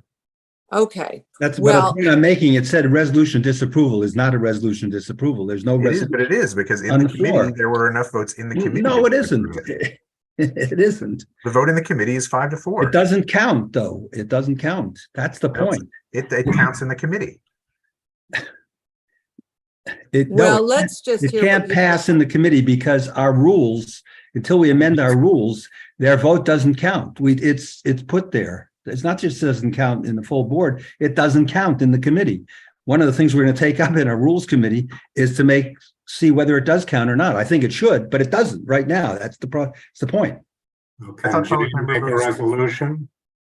You can make it, Go ahead. anyone can make any kind of a resolution. That's my point. I'll shut up. That's my point. Thank you, Chuck. Michelle. Well, I have a comment about this. I just want to throw out there from the last discussion that if Northwell is presenting to us this month, I think there's room on Michelle. the agenda to put 91st Street. I'll move on. That's up to those committee members, but I think there's room. We only have one item, so if you'll consider that. With reference to this, I don't know why the public member is a public member if they don't even have a vote in the committee.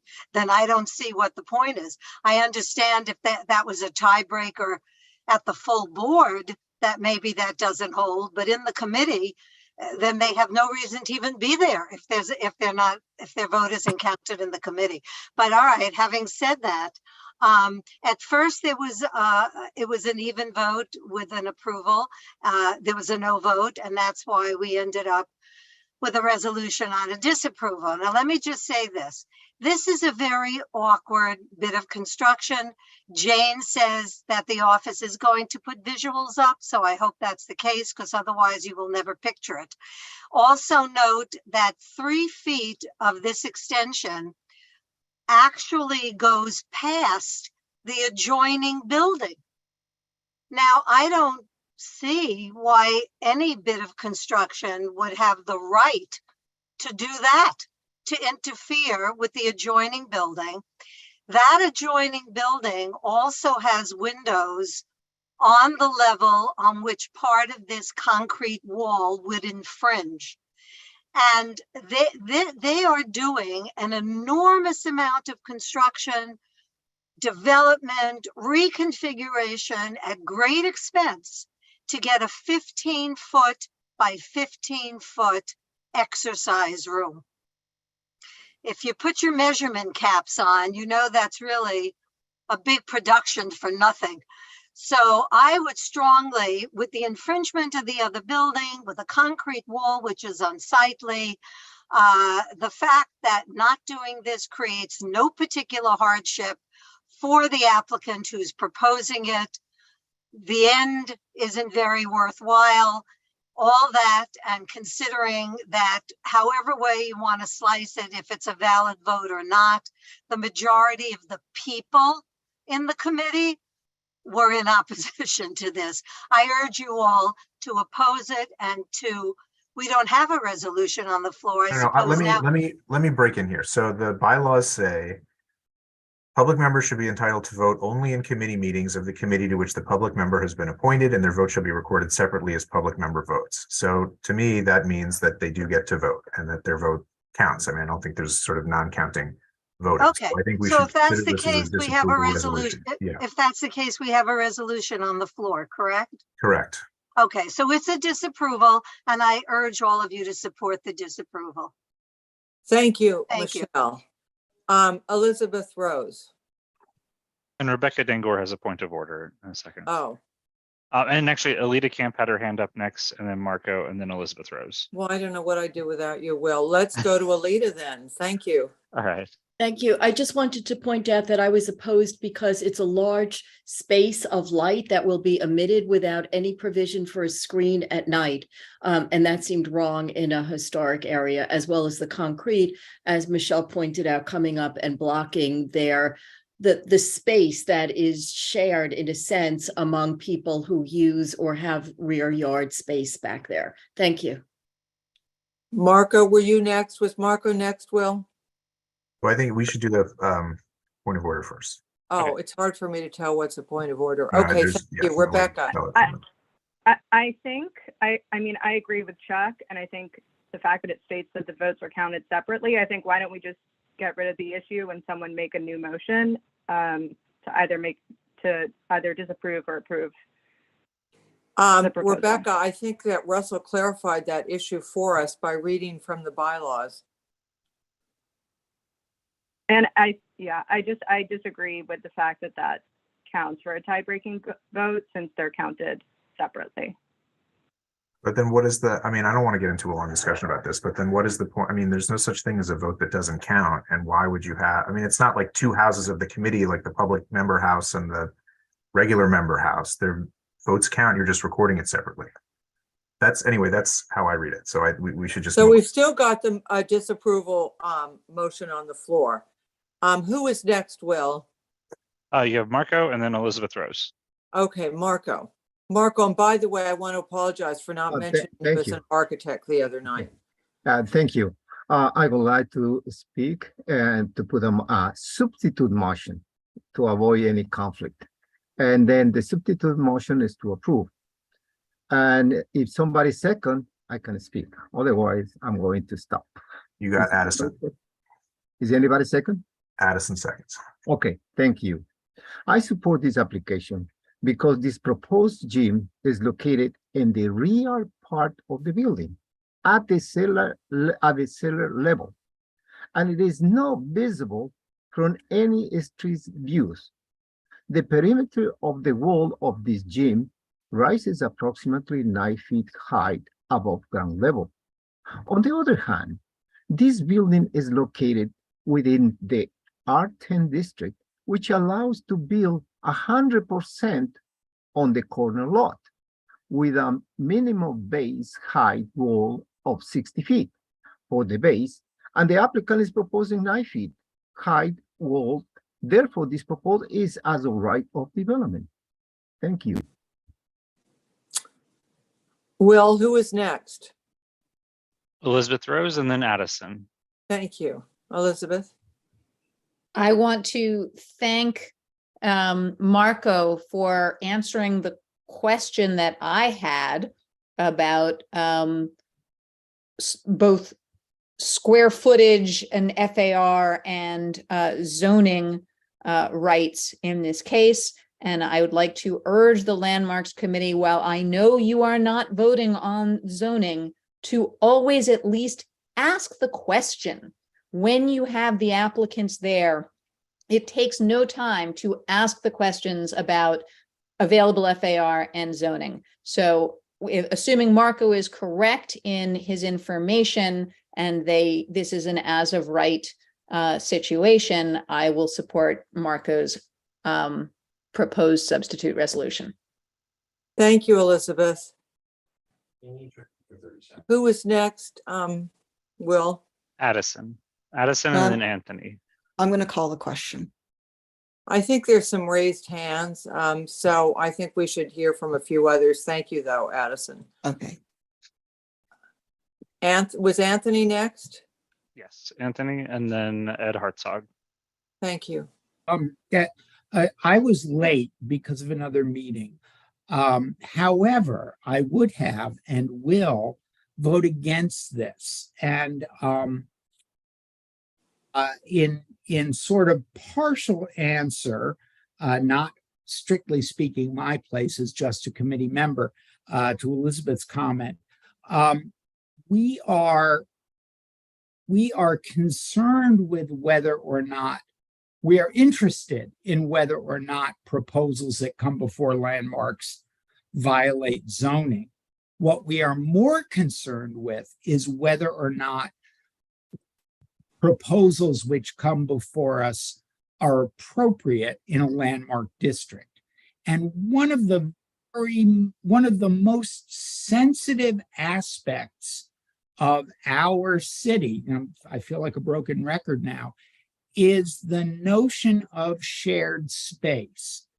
Creating a building, legal as it may be, in the backyard of this tower reduces the amount of shared space among all of the neighboring buildings. And while it is perfectly legal for them to do it, it might in fact not be appropriate, which is why I will sadly part from Marco and vote against his substitute resolution, if indeed it's a substitute resolution.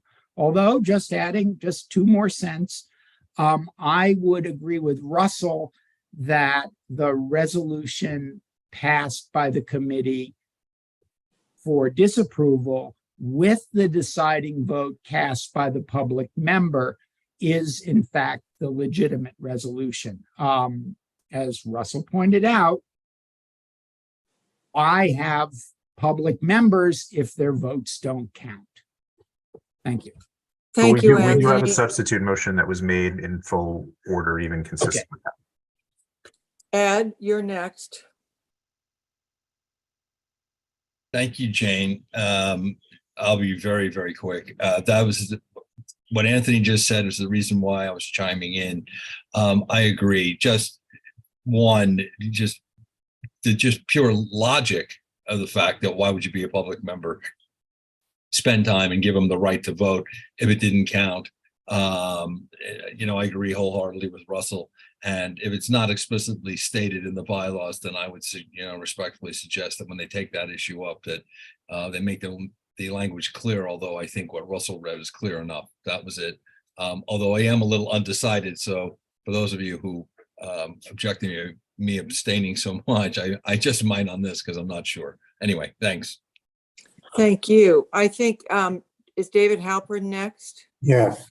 Thank you. I was the person who actually brought up the issue of the open space and was very concerned about that. The other side of the coin is that it is an as-of-right project, as Margot points out.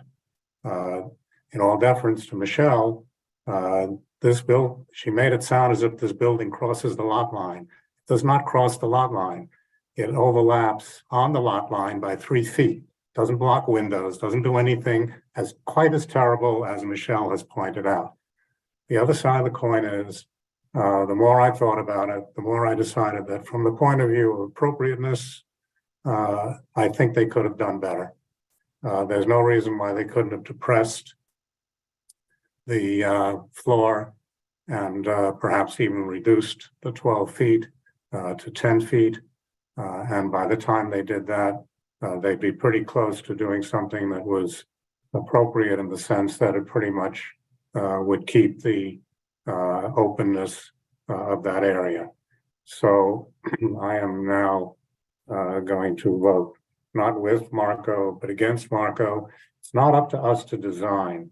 It's up to us to comment as the committee. So as a committee, I think the original resolution is the correct one, and hopefully that's the one that goes to landmarks, and they come up with the same ideas that we have, that this can be improved. So that's where I stand at this point. Thank you, David. I think is Addison next? Yeah, he had called the question, yeah, so. Oh. Yeah, I was Yes, going I to mean, I call the think- question again, but if Michelle needed to speak, I then think she we can now go have a first. calling of the question. I think everybody who had their hands up has spoken at least once. So but I'll defer to you, Jane. Okay, well, why don't we, Michelle, were you going to add something new to the conversation? Yes. Of course. Okay, go ahead, Michelle. Make it brief. I think so. And then we're going to call. Number one, I don't know why it's more important as to whether or not this can be viewed from the public space as it can be viewed from the neighbors that are right there who will find it problematic. So to me, that's an issue. And to David's point, if you think I was exaggerating or misleading, that's why we have visuals. And I was hoping that some visuals would be shown at this meeting, and then you all can decide whether or not the 3 feet I'm talking about is obtrusive or not for that adjoining building. Thank you. Thank you. Addison, you still want to call the question? Is this on the original or is it? This would be for the substitute. If Was there a second? Yeah, I seconded that one. Well, no, someone has to second the calling of the question. Oh, Marco. sorry. Marco is currently doing that. And Okay, Sherry this looks is like on the she's- substitute, which is an approval. Is that correct? Yes. Thank you. And I'm going to Anyone take the opposed vote to on calling the this. question? Oh. All right, take it away. All right. If you're voting no, abstaining, or not voting for cause, please raise your hand. Motion to approve have the to- application. All right, let's start with Barbara.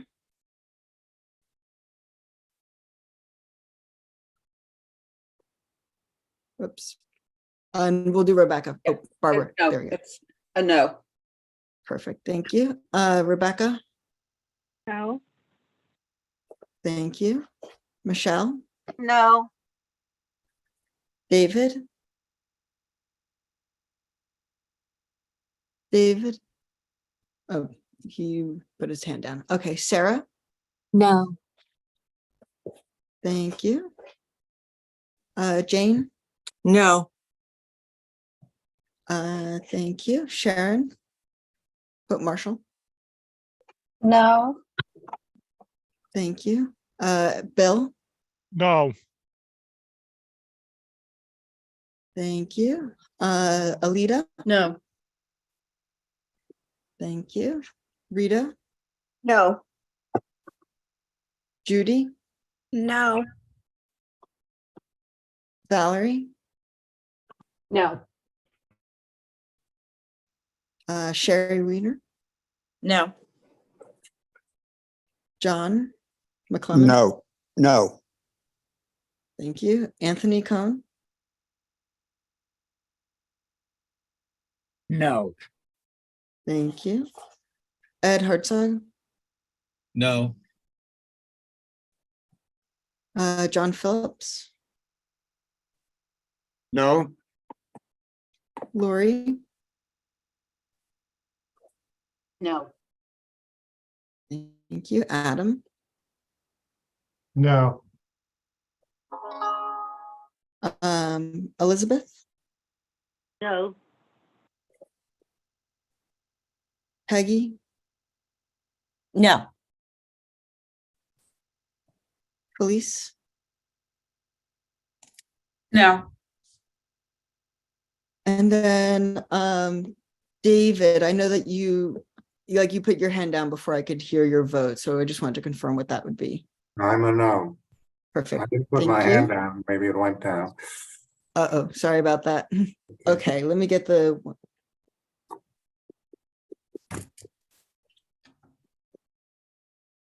So it's 22 no's, which I believe means that the resolution fails.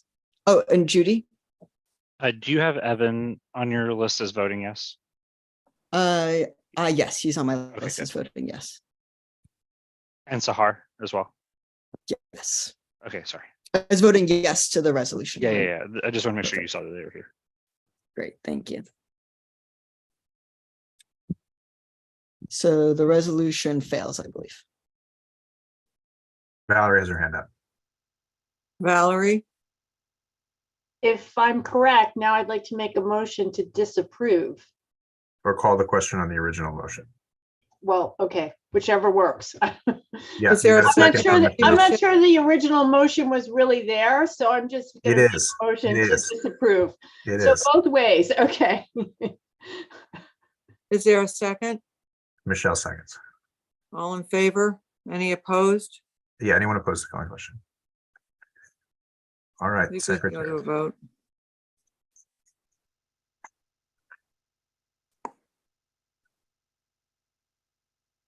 Sorry, Felice, I just muted Yeah, you. sorry. So I'm taking this vote. So please let me know if you are voting no, abstaining, or not voting for cause. And this is to disapprove the current resolution, the current proposal. Okay, Chuck, No. Marco, No. Craig, No. Russell, No. Evan, No. Moet. You skipped Elizabeth Rose. Oh, okay. Elizabeth, No. so Moet, No. Lev, No. Lori, No. Sahar, No. Vanessa, No. Billy, No. Carolina, No. Said, I think that's it. Am I missing anyone? Okay, so that's 1, 2, 3, 4, 5, 6, 7, 8, 9, 10, 11, 12, 13. 13 no's, so the resolution passes, disapproving the proposal. Thank you, Felice. Now we're moving to 828 Madison Avenue, formerly the Westbury Hotel. Those of you who attended the two Street Life committees know that a private club is moving into the Westbury to take over a portion of the ground floor and the second floor. This application was to change 21 windows. There is a great visual that I did include in the package. Most of the windows are on the front elevation on the second floor. There are 3 on 69th Street, 1 on 70th Street, to replace the framing for the windows, which is now whited paint aluminum with a bronze anodized aluminum finish to match other windows that exist all over all the elevations of the building, especially the wide retail shop window spaces. The application also includes enlarging a service entry door on 69th Street, 70th Street to accommodate the needs of the club, utilizing a window to the right or to the left of the existing entry door to create a set of double doors. This application was disapproved by the committee because we felt that a building of this eloquence and stature, it takes up the whole block front between 69th and 70th, should be using a bronze, real bronze for the window framing instead of an anodized bronze aluminum frame. Bronze holds up much better. It doesn't pit the way anodized bronze does. And with anodized bronze, you're basically getting a coating on top of aluminum. So we just felt that in general, I think there was 1 no vote, and that person may wish to speak to why they voted no, that a building of this stature with this very, I guess, 1%-ish club that's moving in really should have these bronze windows. Just as a point of information, Barb Linda Bell put in the large retail windows, which in fact are all bronze framed, and it seemed appropriate to match at least the quality of those windows as opposed to putting in an anodized aluminum window. Thank you. I didn't put that in the resolution because I didn't really know if it was Barb Linda Bell, but it was. As you know, they're one of the top firms in the city. And the architect himself who presented agreed that that's what had been done previously, that it was real bronze. And he also agreed, I might add, that he was going to go back to the applicant and suggest to them that they do bronze windows. But we have the resolution before us for the application before us. So I think there was one no vote. I see some hands up. Marco,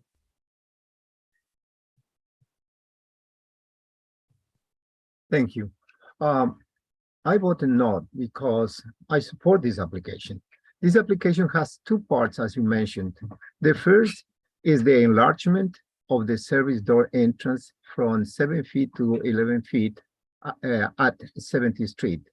And nobody makes any comments or objections to this part. In short, I could say that we approve this part. The second part of this application is the replacement of 21 windows on the second floor. Let me be very clear. When we are saying the windows, we are talking about the framing materials around the windows, whose thickness is a couple of inches around the openings at the second floor. The dilemma is between iodized bronze finished windows versus bronze materials. It is true that the latter ages more gracefully than the aluminum material. On the other hand, if we disapprove this application for the type of material which is not visible from the street level, we are killing this proposal after the residents of the surrounding buildings discussed profoundly its use and our community will approve it. Therefore, I strongly support this application. Thank you. was Alita's hand or Rebecca? I think your hand was up next. Rebecca, I was going to call to question. is there a second? Barbara Rutter seconds. Okay, I think, is all in favor? Any opposed? I think we can, go to a vote. Yep, you're right. Addison, go ahead. I'm mute. Sorry about that. Alrighty, so this is on the motion to disapprove as presented. So if you're voting no, abstaining, or not voting for cause, please raise your hand now. Marco? No. Thank you. And I'm also a no. Anyone else? John? No as well. Thank you. Valerie? I'm a no. Anyone else? Alrighty, so the resolution passes. We'll get the vote count in a second. Thank you, Felice. Next item was 234 East 61st Street, which is a 4-story townhouse in the Treadwell Farm Historic District. They are putting on a 1-story penthouse in the rear. There are images. They may not be necessary because it's fairly straightforward. The penthouse is 2 foot 1 inches back, I believe, from the rear facade. And it's set 20 some odd feet back from the front facade. And it's approximately 1/3 the size of the roof. It's relatively small. There are quite a few townhouses in that area of Treadwell Farms that already have 5 stories. And you would see if we had the images that the building to the left actually more than overpowers in some sense the 4-story building, even with its 5th story, because the 5th story on the building to the west is much larger and much more overpowering. So as a committee, I think we felt that the addition was modest. It matches the material. It's stucco on the rear and it's brownstone on the front. I think that there was one opposed, Michelle. And David, did you want me to put the image up on the screen? Sure, why don't we, I can quickly go through the images. There are, I know Michelle brought up the issue of the mechanical equipment. The railings at the top are 3 feet high. Well, this is the front elevation, and you can see in the dotted line that in the facing the front, but you can't see it at all from the street because it's so far back. They're trying to pick up some of the character of the front of the building. Next one, please. Here you can see in the dotted line the fourth floor, the fifth floor that's being added, and it's in the same material as the overall material for the rear elevation. Can we go to the next, please? This is to show you the size of the penthouse on number 234 in red. You can see that it's fairly small, and he's showing the 3'6" high railings and set towards the rear. You can also, of the red, you can see that there are, it actually is 3 condensing units. So let's go to the next. And here you see the building to the left, which is basically extending a little bit higher and a little far forward of the extension that is in the building that we're considering at this point. So to summarize, we saw this as modest, not visible from the front, carrying out the materials and being in character with the rear facade. And except for Michelle, we all were in favor. Michelle, you may want to tell us why you opposed it.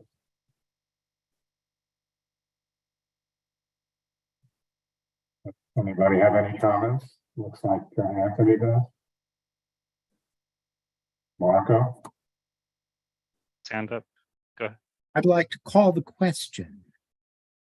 And Marco is second. Marco seconds, that's all I got. Okay. If the secretary would call the roll. So is anyone opposed to calling the question? See if there's anyone's opposed, right, calling the question. Nope. Okay, go ahead. Okay, so I'm on mute. No, you're unmuted. We hear you. Oh, okay, sorry. Okay, so this is approval of 234 East 61st Street. Is there anyone voting no, abstaining, or not voting for cause? I see Michelle has her hand up.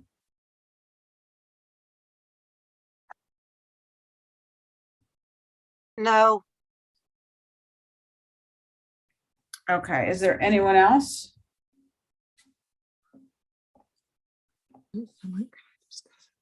Okay, seeing no other opposition, the motion is approved. And the last 2 resolutions are unanimous. I take. I know sorry. they're Yeah, go ahead. unanimous, Russell. I just wanted to make a comment about the 5th resolution. I know that they're both unanimous. We could take them together. But I think number 5 is such an important item that will get some traction in the press. So I just wanted everyone to be aware. You heard during the public session, somebody from the Paul Randolph Foundation actually was here and spoke against the application. And it was a unanimous disapproval, but it is a very interesting, controversial project. And I just wanted everybody to be aware that it probably will get some traction in the press, but we can certainly take both together as one's a disapproval, one's an approval. So I don't know if we can take them together. Well, we can quickly do the approval, which is 117 East 72nd Street. This is an application to enlarge a penthouse. If we could have the images, I think that'll make it go much more quickly. What it is taking the 15th floor of a 15-story building and connecting it to the penthouse. And on the left, you can see what's clearly the penthouse with the water tower on top of it. Because of the angle, you don't see as much in the image to the right, which shows you infilling in our direction to create a little bit of additional space. And if you look down below, you can see on the left the elevation as it exists today, and then the elevation that's proposed. You can see that it's fairly modest. It's carrying out the same brick materials. There is a stair, which is an open stair on the north, and there is an enclosed stair on the east. This enlargement is actually facing an interior court of the building. It's not on the street. If we can go to the next slide, please. This shows you the building overall. It faces East 72nd Street. There is a mock-up. You cannot see the mock-up from East 72nd Street at all. And from East 73rd Street, if you look really, really hard, you may be able to see just a little bit of the expansion. So this seemed to be a very modest addition. It made a big difference in the ability to use that penthouse and the use of the materials, the brick to match, the black iron and the railings, the black iron and the windows and on the stair. Basically, it's carrying out the themes that are already in the building, doing it in a very modest and we thought successful way, hence the approval. I apologize to break in, but we've been joined by our borough president, so I want to give him a chance to speak to us, and then we'll continue on. Thank you, Mr. Chair, and Sure. I'll try and be concise because it sounds like you have a lot to talk about. I'm thrilled to join all of you here at CB8 tonight. I understand there's been a lot of interest in the development proposal by Redeemer Church. We've received probably over 100 incoming emails and other messages from many of you in the community. I want to thank Councilmember Menon for leading on this. We have joined her on the letter that she is sending. I think it's going out tomorrow, expressing that we have real concerns about this project and expressing support for community members who are speaking out. So I want you to know that I'm standing with you and that we're going to be sending out a letter together with the council member tomorrow.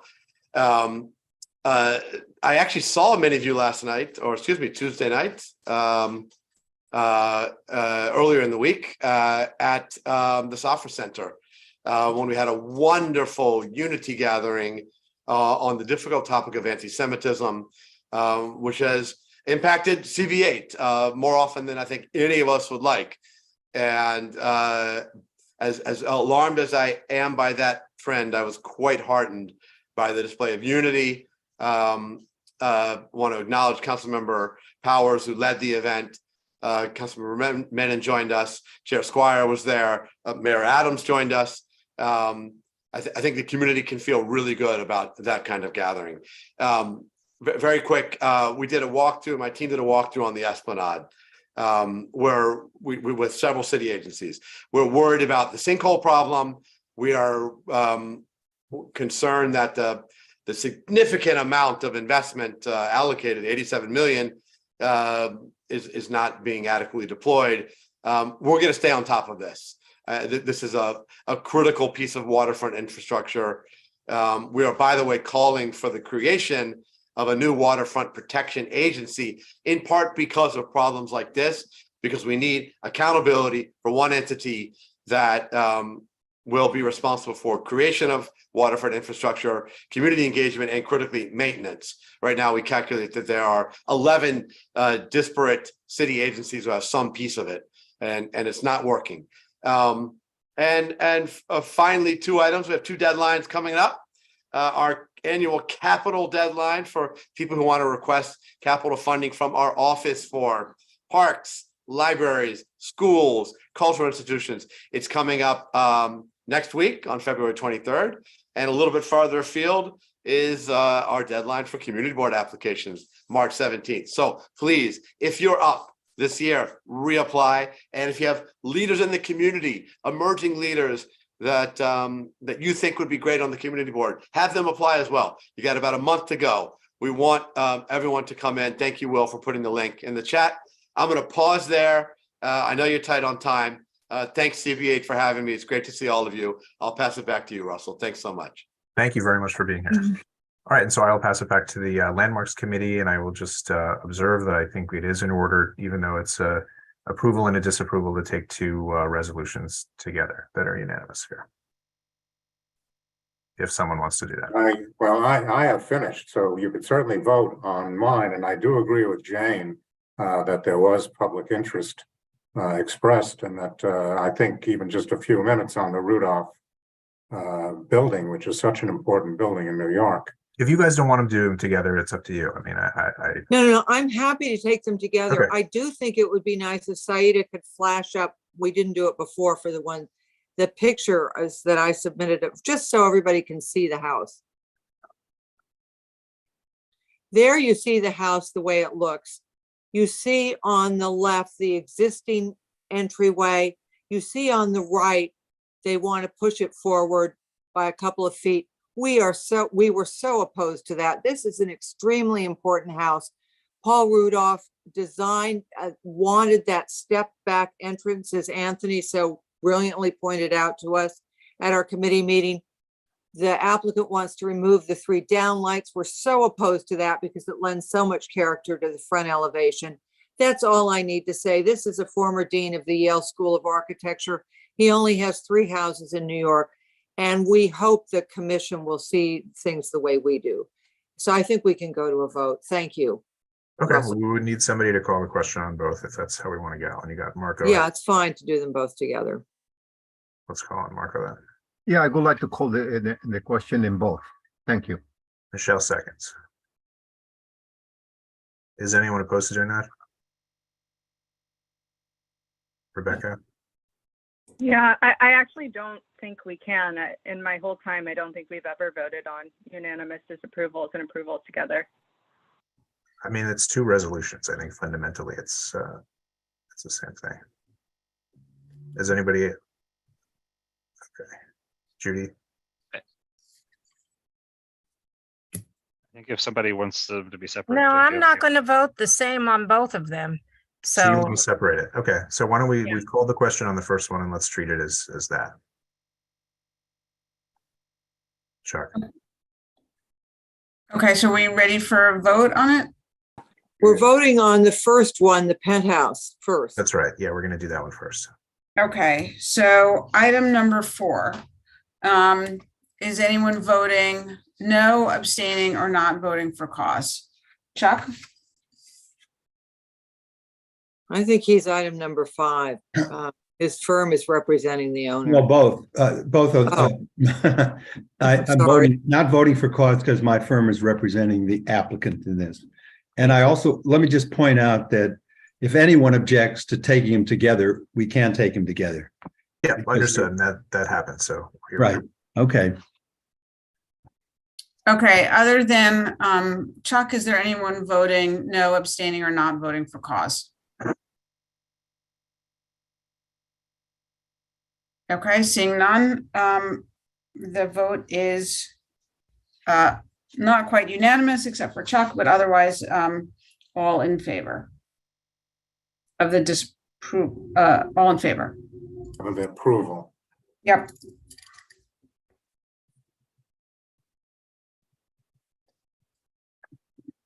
Do you want to now go to the disapproval? I thought we were doing them both together, but now we're we going to separated it out so that we would need somebody to call the question on the second one here. And You have hands up from Rebecca and Anthony. I call to question on landmarks item 5. Is there a second? So we can move to Barbara seconds. Yeah. Is anyone Okay. opposed to that? All righty. I guess we'll go to the vote now for Correct, this yes, one, do it. which is a disapproval. So if you're voting no, abstaining, or not voting for cause, please raise your hand now. Rebecca? Sorry, I thought I lowered my hand.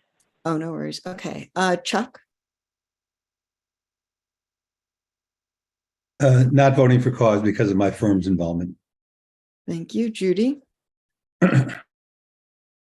No. Adam, Abstain. thank you. Billy, I'm going to abstain. okay, thank you. And I'm going to vote no. So the resolution, does anyone else have anything else to say? Okay, the resolution passes. Okay, Thank you, Russell. thank you. All right, next let's go to the Transportation Committee, Chuck and Craig. Hi, good evening, everyone. Chuck, are you on? I'm here. Go Okay. ahead. Go ahead. Go ahead, Craig. Yeah. Sure. We had a uncharacteristically short meeting this past month with only one resolution.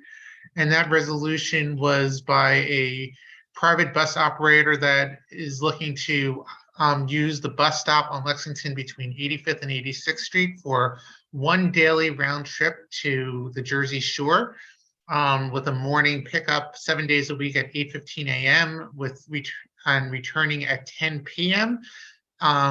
This is a stop that was formerly used by Hampton Luxury Liner, but they are no longer using it. So it is not a net increase of any sort in terms of the usage of the stop. The buses are coming from the owner's facility in Yonkers, so they are not going to be laying over. They are just going to be coming in and expeditiously picking up passengers who had made advance reservations and then going along on their way. So it was a unanimous resolution. Right. All right, we have Alita's hand up.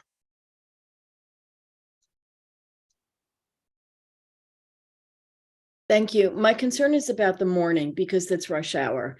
And not just city buses, and there are either 4 or 5 of them that go down Lexington, but the city buses that come from the Bronx also stop at that stop. And I've seen the Hamptons bus just sit there for a long time. It gets very crowded and city buses have been unable to pull up to the curb because of that. So and I think that the Hamptons lines merged and they're both owned by one company now, but I could be wrong. I just would like to ask that something be included in the resolution, ensuring that it is not a conflict in terms of time with any other of the Hamptons liners, just because of that rush hour and the busyness. It's a subway stop, it's the crosstown buses, and then there's a lot of Lexington traffic because, needless to say, everyone is double parking across the street. So it makes it really difficult for buses when there's clogging, and that's it. Thank you. It's not a conflict because that time was the Hampton Luxury Liner time. That's gone, and they're just taking the place of what was the Hampton Luxury Liner. The Hampton lines are still running, the regular Hampton Jitney, but it's different times. There's absolutely no conflict. And they're definitely waiving their time. They're not looking to come back. Correct. They're gone. They're done. Thank you for clarifying. Thank you. And in the minutes, I've alluded to the fact that there are currently no conflicts with any. I know, but I wanted to ensure that it doesn't rise up and that it's no. Fair question. Fair question. Thank you. As Sharon, Rebecca Tangor. She's first as I see it. Call the question. Is there a second? Okay, there, Barbara Rutter. Is there anybody opposed to calling the question? Okay, secretaries or secretary, whichever one. Is anyone voting no, abstaining, or not voting for cause?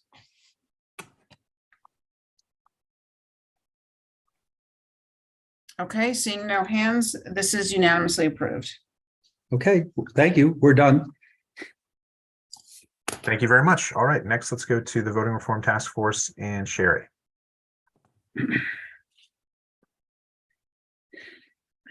Hi all. Well, you may have said, gee, didn't we just vote on this recently? Well, you wouldn't be mistaken. This is now the redistricting for the assembly.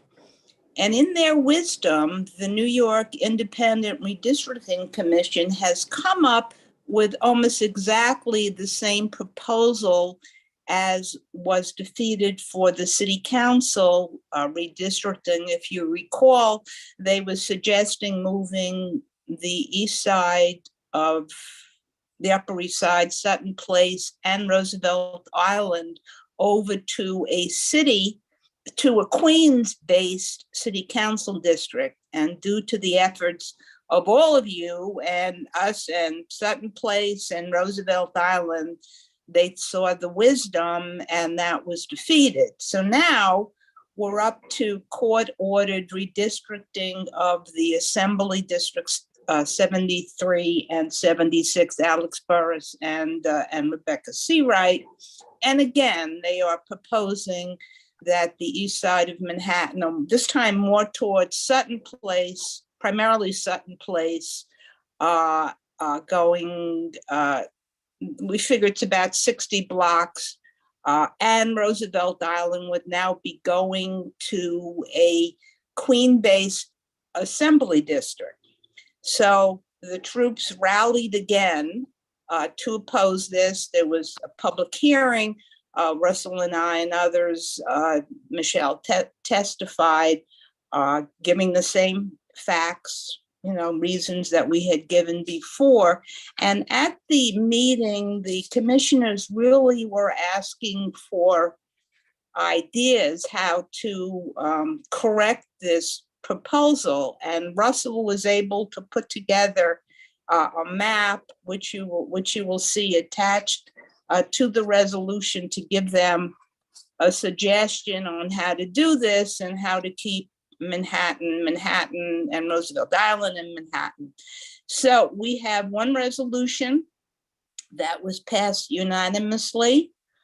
And it's, again, basically the same reasons we gave why the city council district shouldn't go to Queens, but this is for the assembly.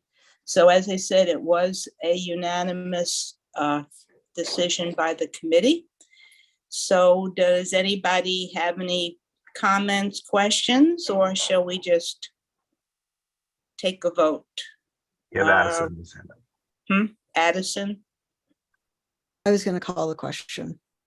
All right, well, let me just see. I don't know If if anyone- Sharon, she's okay. Rebecca, do you have anything that you're good?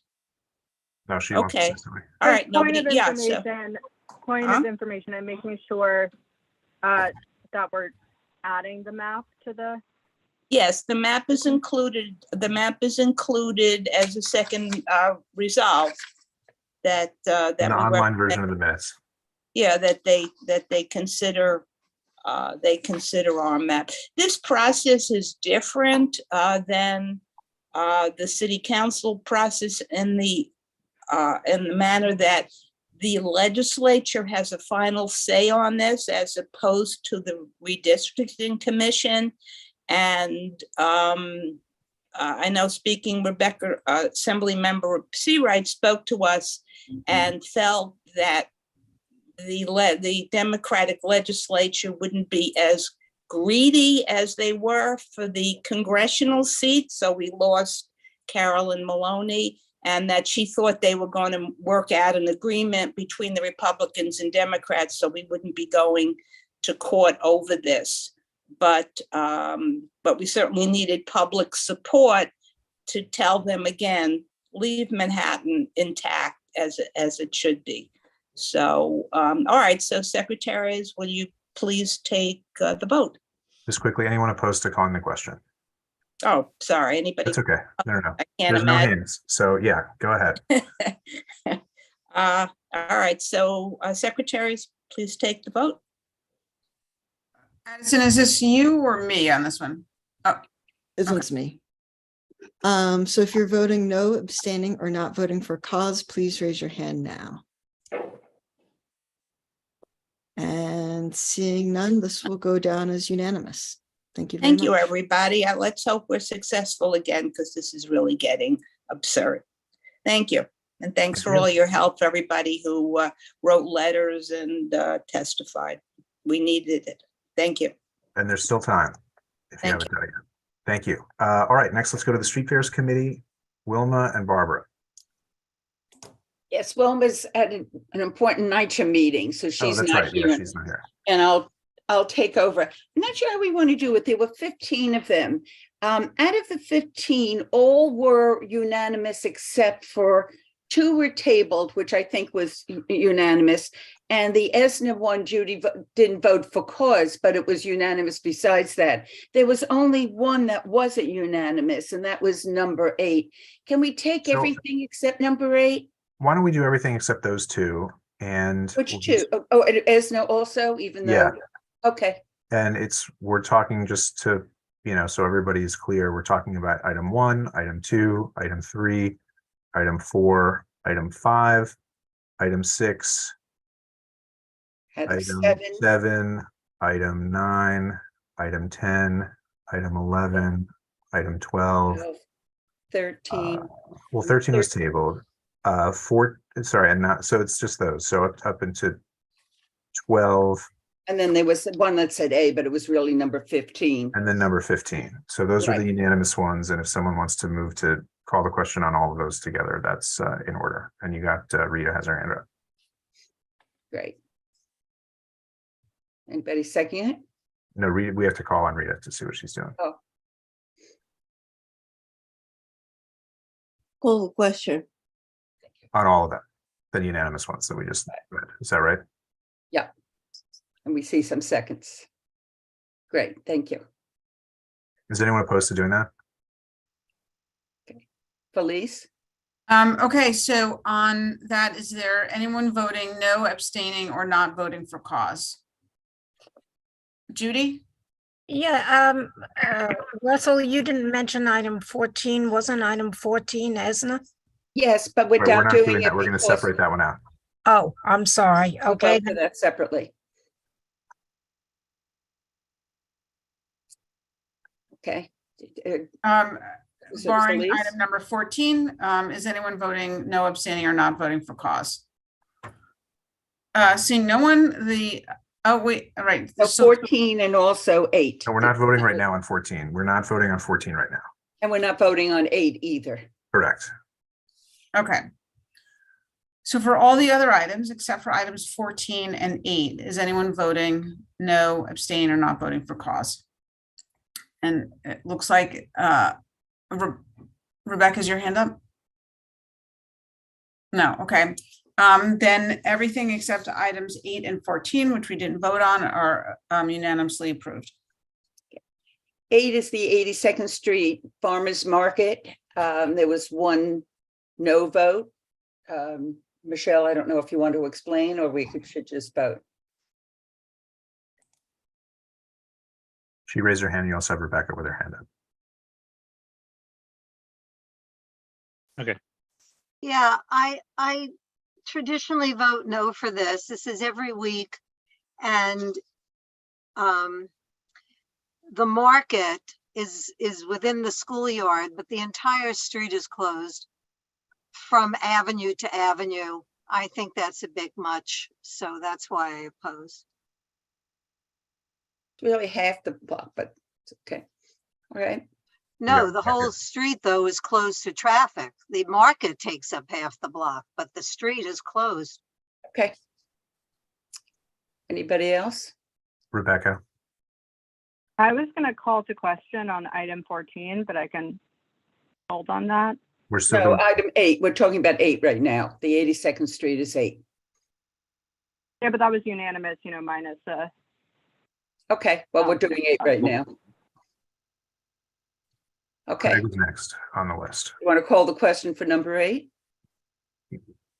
Yeah, Craig on the list is next. Okay, Yeah, I was just going to say that the green market is one of the best community attributes that we have, and it's well attended every week, and it is something that I think is highly valued, and it's a shame if anyone would want to be a barrier to keeping that in place. That's all. Rita has her hand up.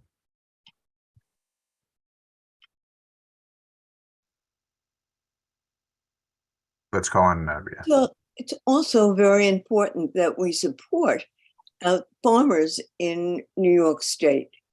And we're talking about a few hours on Saturday. We go through this every single time, whether it's 92nd Street or 82nd Street. I'm amazed, but we should support this every time it comes up.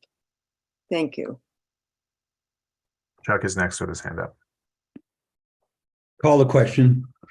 Second.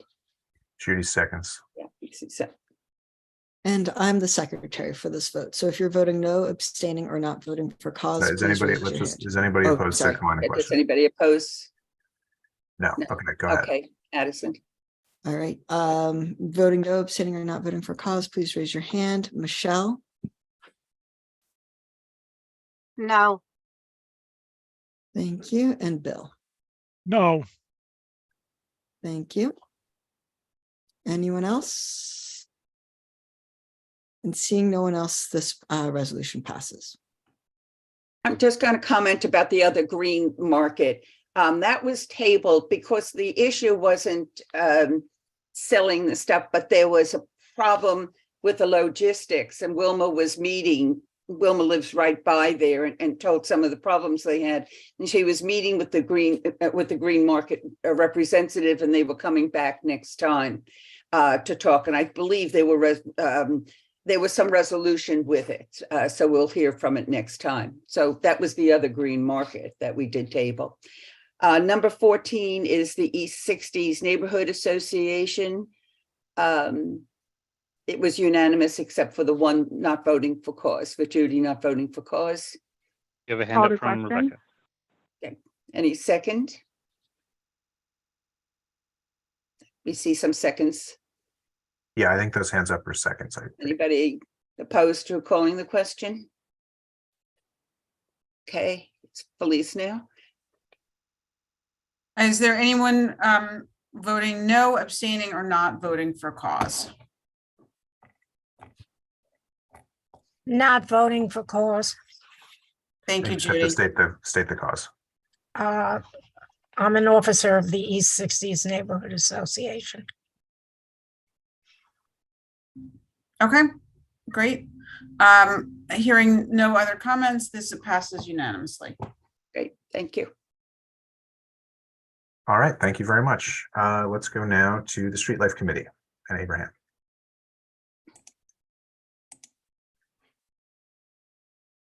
Great. Hi, everyone. For Street Life, we had 12 unanimous resolutions, all approvals. Do I have anyone that would like to suggest taking them all together? Michelle has her hand. Michelle's hand.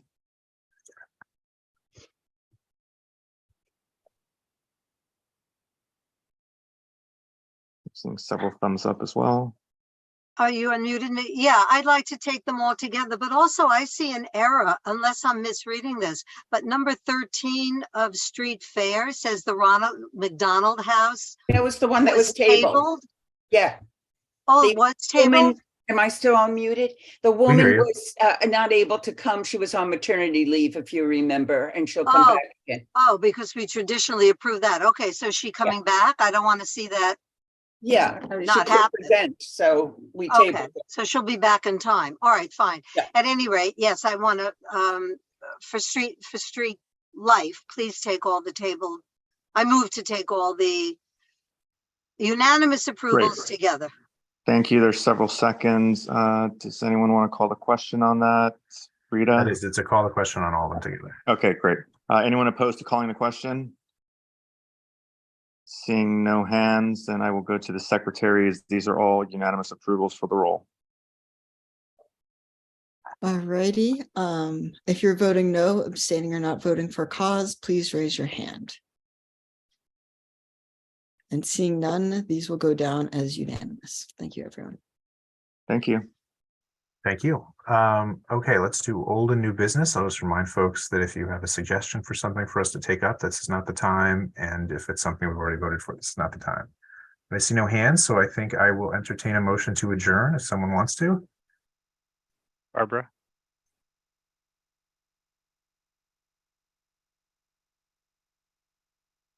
or Rebecca? Go ahead, Rebecca. Moves to adjourn. I move to adjourn. Yep, we got some seconds. Okay, anyone opposed? All right, very good. Thank you, everybody, and see you next month and before.